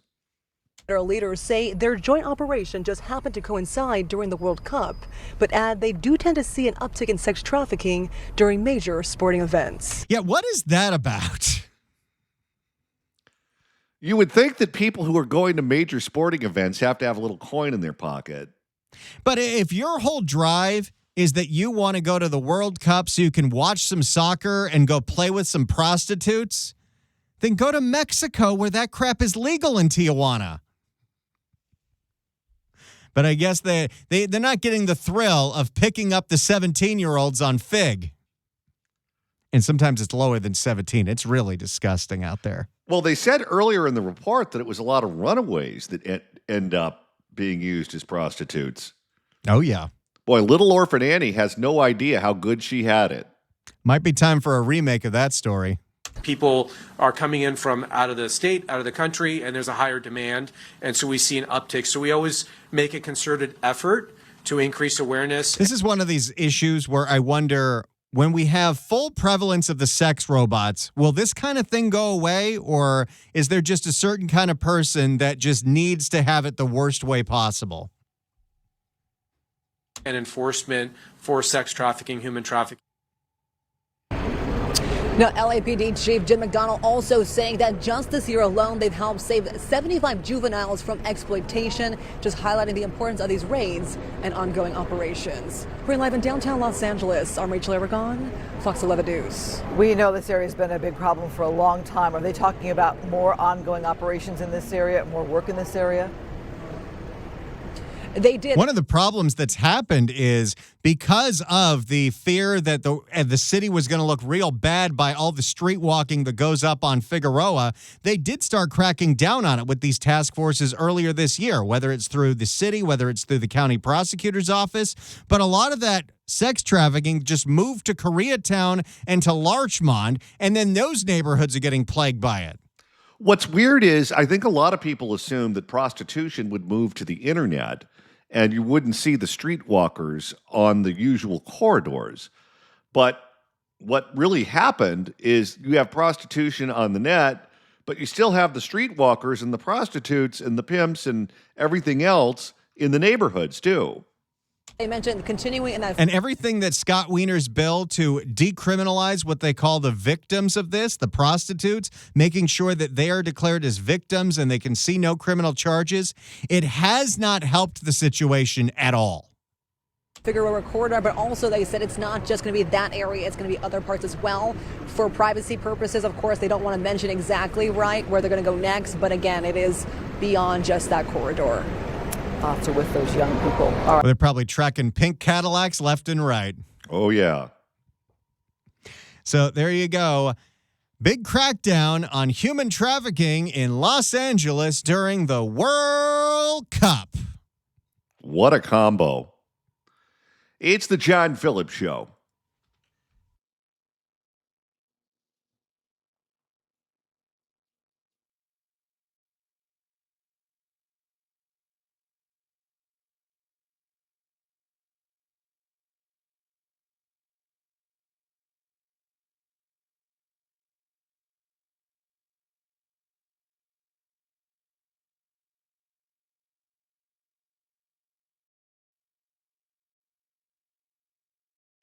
Hey, everybody. It's time for the Weekend Review, brought to you by our friends at Sterling Venue Ventures and where music meets the soul.com.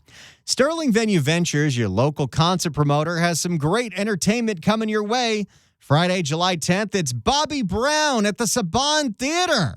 And coming to the Canyon in Agora Hills, Thelma Houston, Too Short, Ambrosia, Pancho Sanchez, Young Dubliners, Orianthi, Asleep at the Wheel, Danny Seraphine's Chicago Legacy, Henry Capono, Oingo Boingo former members, and more. And coming soon to the Oxnard Performing Arts Center, Psychedelic Furs, John B. and Kenny Lattimore, Louis Singer, and more. For information on these great events and more, go to the website, wheremusicmeetsthesoul.com. That's wheremusicmeetsthesoul.com. There's some great events coming up this summer, and there's some very affordable tickets, wheremusicmeetsthesoul.com.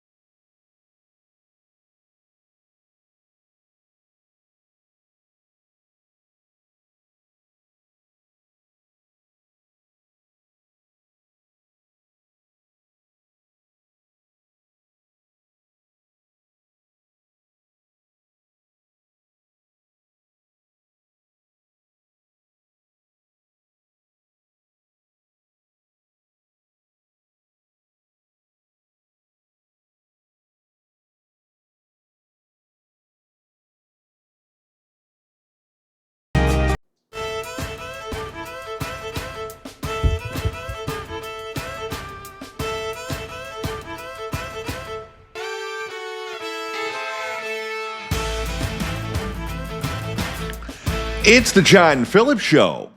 800-222-5222 is the telephone number.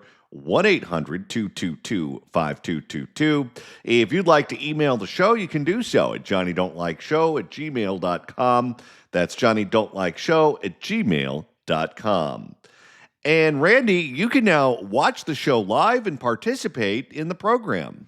We are now streaming live all over the interwebs in a most interactive way we can ever do this show. Sure, we take your phone calls. Sure, we have your emails. But now you can watch us do the show, react to the stories along with us, and you can comment in the chat. So there are 5 different ways to listen to us and watch us now. You can go to X at Johnny Don't Like. You can go to Facebook, KABC, Facebook, KSFO. You should be following those anyway. You can go to Twitch at Randy Wang Radio. And at least for today, we are on YouTube, my YouTube channel, youtube.com/@RandyWang Radio. And if you put your comments in any of those, you're going to see them on the screen possibly during the breaks or even on the air. We're reading everything that comes in, and we love having this. And, you know, we did this around this time yesterday. We love hearing where you're listening from, whether you're in Southern California, the Bay Area, or we had someone listening yesterday, Johnny, from South Africa. We're going all over the place. We did. And we also have a brand new standalone podcast. You should really give it a listen or a watch this weekend if you haven't yet. The Accountability Podcast with John Phillips and Randy Wang. Accountability.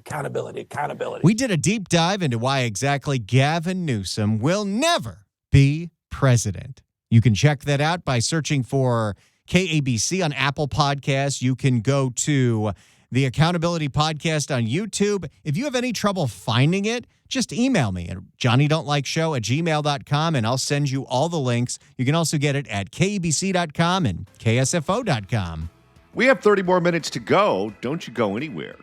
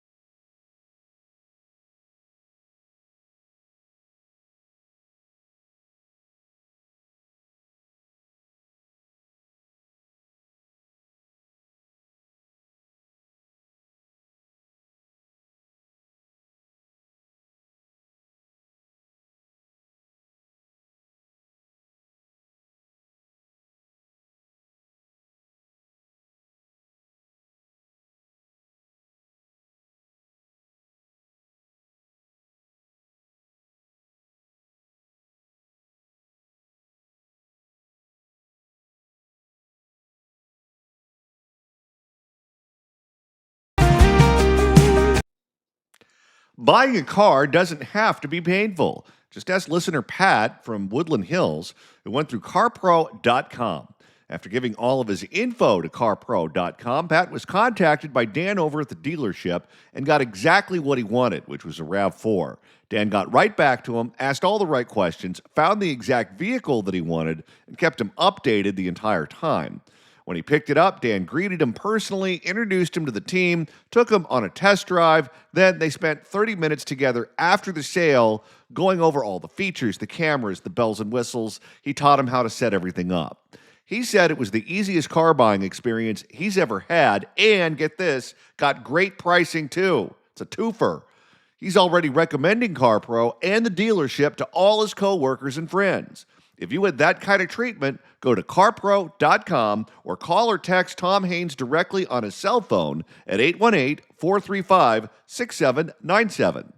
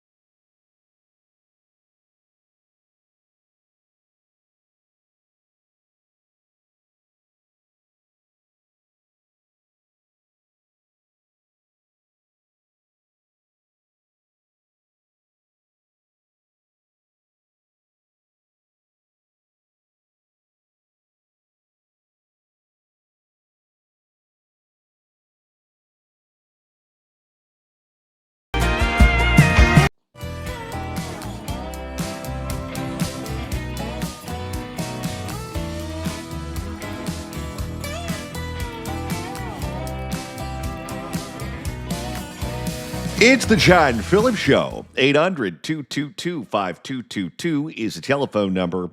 1-800-222-5222. If you'd like to email the show, you can do so at johnnydon'tlikeshow@gmail.com. That's johnnydon'tlikeshow@gmail.com. Well, every so often, a friend of the show makes the news. And oh boy, did a friend of the show make the news this week, as CNN's Alex Michelson stirred the pot when he made a remark about two potential candidates for president in the Democratic primary for 2028. Let me pull this up right now. This is coming to us off of Twitter, so just give me 1 second right here. Here is what was said on The Story Is with Alex Michelson. But on the Jewish thing, because he is, wrap it up real quick. I was saying he is Jewish. He might be the Democrat that can thread the needle, because even though he's Jewish, he's very critical of the Israeli government, very critical of Benjamin Netanyahu. He has credibility on that issue. So it's possible that I think he could fill that lane in between the two extremes of the Democratic Party. Ask Scott Wiener how that's working out for him. Oh, there's another friend of the show. That's Roxanne Hogue. I thought she looked familiar. Hey, Roxanne. Yeah, as a Jew, some people read a little more Jewish than other people, and John Ossoff may not read as Jewish as Josh Shapiro does, for whatever that's worth. Wait, what is controversial about that? I don't know. I saw that and I go, okay, what's the problem? And you know what else I thought? What'd you think? I said something very similar on CNN in 2020, and I didn't get any blowback.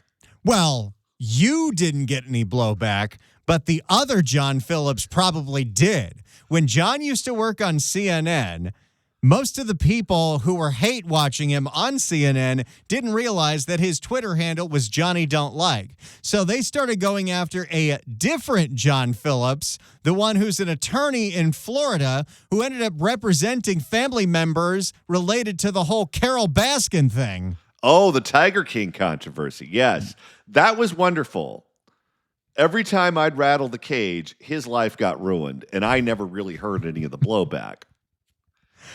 But yeah, what's the big deal about that comment? Okay, so here's what I said. I said something slightly different. He talked about it in terms of religion, and I talked about it in terms of age. And I think it's a legitimate point, because when you're talking about politics and you're talking about how people read, that directly influences their electability or viability as a candidate in certain respects. So the point that I made that was similar to his in the framing was that there are certain people who are old who play old. And there are people who are old who don't play old. And it's just true. So, for example, Grampy Joe is what, 80 years old now? I think he was 80 when he was in office. I think he's 82 or 83 now. Okay. He's a guy who, if he's 82 or 83, he looks like he's about 904. He's an old man. And I don't know if it's related to his brain injury or if it's just genetics or what. But he plays old. He's constantly falling. He's constantly tripping over his own words. He's constantly doing old man things. So he looks every bit of his 80-something years old. But there are people who are old who don't play old. So, for example, if you're a fan of daytime TV, remember Regis Philbin from Live with Regis and Kathy Lee? Regis Philbin was ancient virtually the entire time he was on that program. How much older than Kathy Lee do you think he was? Well, that's something we could easily type into the old internet box.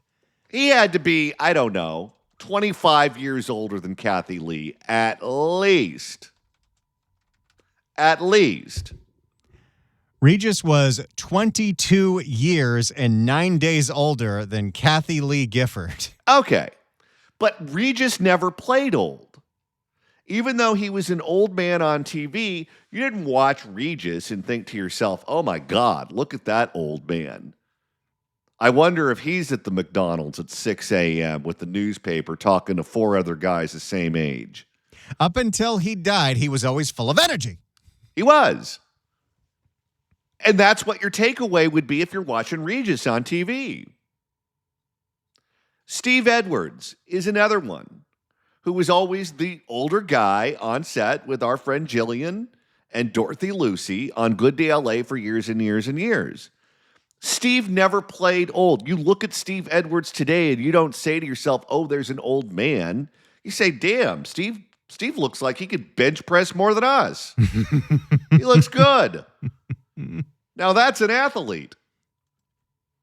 Donald Trump, same thing. Donald Trump is what, 80 years old now, something like that? He just turned 80. That guy has nothing but energy.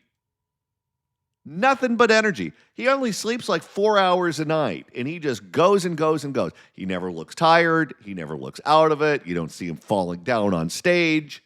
Sometimes you see him falling asleep in the office. Well, it depends on who's talking. But he doesn't play old. And the same could be said for religion. And I don't think it's a slam on religion in general. I don't think it's a slam on any particular denomination. I think it's true. You watch Fox News, for example, and you watch Laura Ingraham. And Laura Ingraham does a show in the afternoon, and she always has the great big crucifix right on her chest. Not a tattoo. She wears the cross. I want to clear that up. No cleavage tattoos that I'm alleging here. But she has the jewelry. And she constantly talks about religion and God whenever it comes up. Fine. She's a Christian woman who believes in Jesus and the whole thing.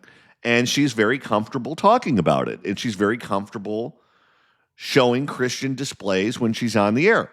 I would imagine that there are people on that network or other networks who are just as religious as her, but don't have the jewelry and maybe don't bring it up as often in public forums. Now, that doesn't mean they're any more or any less religious than her. It just means that she plays more religious on air than other people on that network. But, Jesse Waters may go to church just as much as she does. I don't know. But she plays more religious than Jesse Waters does, at least from what we know by watching them on television. And I think the same could be true for Josh Shapiro, the governor of Pennsylvania, who was in the IDF, I believe, at one point in the past. So if you're looking at identifying someone's religion, something like that would kind of serve as a reminder, okay, the guy's Jewish. And then John Ossoff may not have those same attributes or same biographical details. The same way that if you're a Christian who wears the cross, you're more identifiable as a Christian than someone who doesn't. I didn't know John Ossoff was a Jew until about 15 minutes ago. Me too. I had no clue. And I was on CNN the night he was running for Congress as part of the election coverage, and I had no clue the guy was Jewish. So I think it's a fair point. I don't think it's insulting of the Jewish faith. I don't think it's insulting of faith in general. I don't think he was attempting to slur either candidate. I think it's a fair comment about how the public perceives people. And he's also, Alex, the person who made the comment, is Jewish himself. And you know what? The Jews are allowed to make fun of themselves.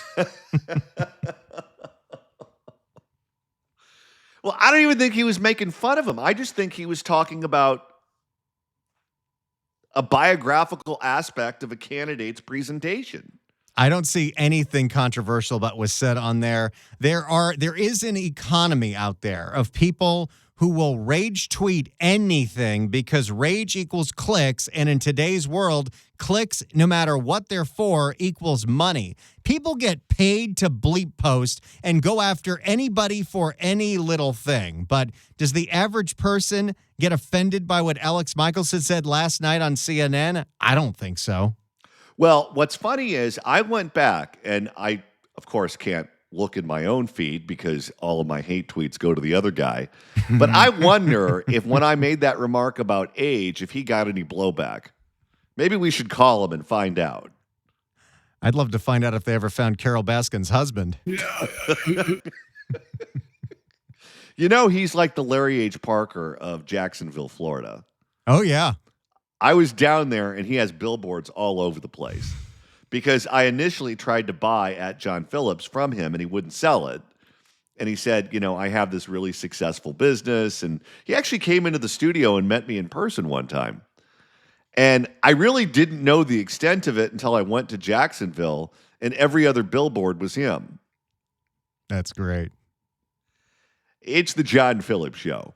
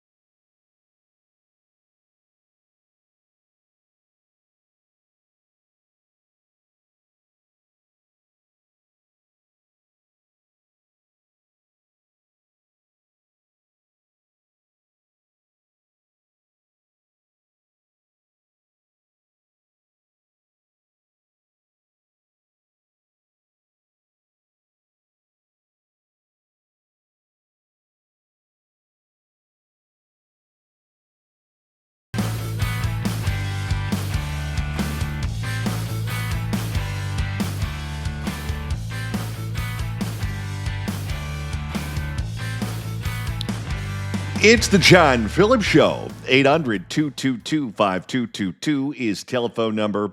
1-800-222-5222. If you'd like to email the show, you can do so at johnnydon'tlikeshow@gmail.com. That's johnnydon'tlikeshow@gmail.com. And Randy, you're monitoring the mailbag. Ricardo writes in at johnnydon'tlikeshow@gmail.com, listening in San Jose. During my working days, a certain group of employees would nuke their leftover fish in the lunchroom. The boss came in one day, got a whiff of the lunchroom, and issued an email to all employees that the microwave was off limits for fish. Let's go to John in San Luis Obispo. John, hello. Hey, John. Nice to hear from you. Haven't had a chance to hear you much lately because sometimes I'm out in the hills. But I got a little bit, and I wanted to know the name of the lady that you were interviewing last night who had been doing all the auditing in California. And what a great show this is, because no one else gets these guests. And there's some good local stations down here in the Santa Maria, San Luis Obispo area. But these guests you seem to get are very knowledgeable, and I know you know a lot about it, which is one of the reasons why I've listened to you for so long. She was talking about all the auditing that she was doing, and I think you inferred that this was one of the biggest reasons Gavin Newsom will never make it to the presidency, which literally makes me giddy to think of, because I never want that evil man within 5 miles of Trump's throne, so to speak. All right. Thank you for the call, sir. And Randy, it sounds like he's referring to a replay. Yeah, so this show airs live noon to 3 every single day, but up on KABC and on KSFO, there are best ofs that run at like 9 o'clock at night and 4 o'clock in the morning. I'm going to guess he's referring to one of your interviews with Julie Watts, the CBS Investigates reporter, that talked about how the state of California has ignored all the recommendations from state auditors. The legislature doesn't care. Gavin doesn't care. And some of the things that the auditors had pointed out before COVID was, hey, this EDD system could be a massive fraud issue. Could be it. I don't remember what I had for lunch yesterday, so asking me that question, I don't know. Well, I can look up as to which best of it was, because I'm the one that put these together, or at least I was the one that put these together. I'm passing off that duty because I have way too many things going on right now. But hey, you can listen to us on your own time with the podcast. You can also watch the show on your own time with the podcast. We'll make sure the whole 3-hour show is up for you to see on YouTube over the weekend. If you're listening right now and you want to watch what this like is on your own time, we'll have it ready for you. That's for sure. All right. It is 4th of July weekend, and a lot of people are going to go to picnics. They're going to go to pool parties. They're going to go, to the beach. And if you go to a beach in Northern California, you might be in for a surprise. Specifically, if you're going to the beach in Alameda, where the teens like to do those takeovers with water guns, where one of the water guns pissed off somebody with a real gun. For more on those takeover concerns, here is Cron 4. Developing tonight, community activists and East Bay residents are calling for immediate action to stop another beach takeover by teenagers before it happens. Those damn kids. Happens. Just 2 weeks ago, a similar gathering. You get child irresponsibility and social media, and it's a recipe for disaster every single time. You know, I bet they don't wait the required amount of time to swim after eating too. Did turn violent. 2 people were shot near Alameda's Cron Memorial State Beach. Cron 4's Lindsay Ford has the story. I love that children laugh here. I love that families gather here and that this shoreline belongs to all of us. Right now, it does not feel like it belongs to any of us. No, well, if they're shooting at each other at the beach, I'm sure it feels like Normandy. Good afternoon, Alameda. Yeah. Wait a second. Johnny, look who's at the podium right next to the guy on the mic. That's Seneca. Oh, that is Seneca. Boy, all of our people are making it into the background of all these stories we're doing.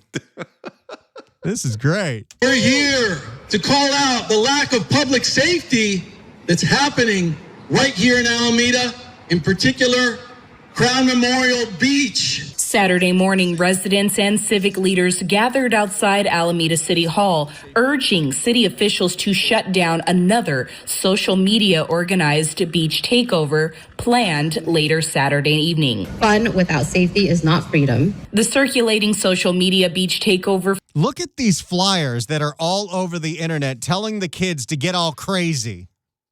It's almost as if it's organized. Why, yes, it is. Flyer shown here. And the top, it says, pull up, bring ya people. Apparently, they don't have spell check. Nope. What I've witnessed at these takeovers is that it is not a celebration. It is chaos.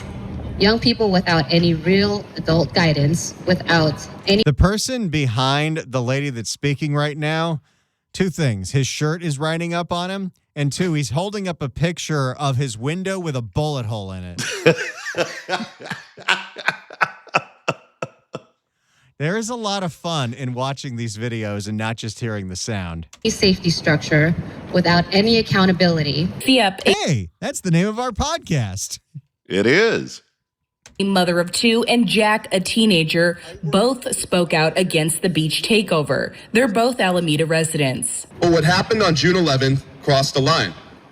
When a gathering ends with violence, when people are hurt, and when members of our broader community potentially lose... That's a big old bullet hole. Oh, my God. Is that a bullet hole or a whale's blowhole? ...their life, we have a responsibility to take that seriously.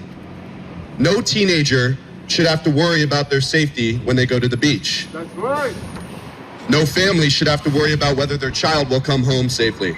According to the Alameda Post, a unsanctioned teen beach takeover here in Alameda turned violent on the night of June 11th when two people were shot during a large gathering near Robert W. Crown Memorial State Beach. They got shot with water guns and they fired back with assault rifles. Well, you get shot with one of those, you'll have your own blowhole.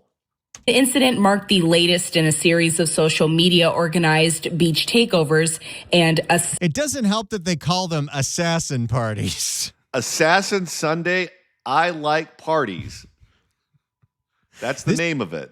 This is the end of society, right? Is this one sponsored by Bud Light?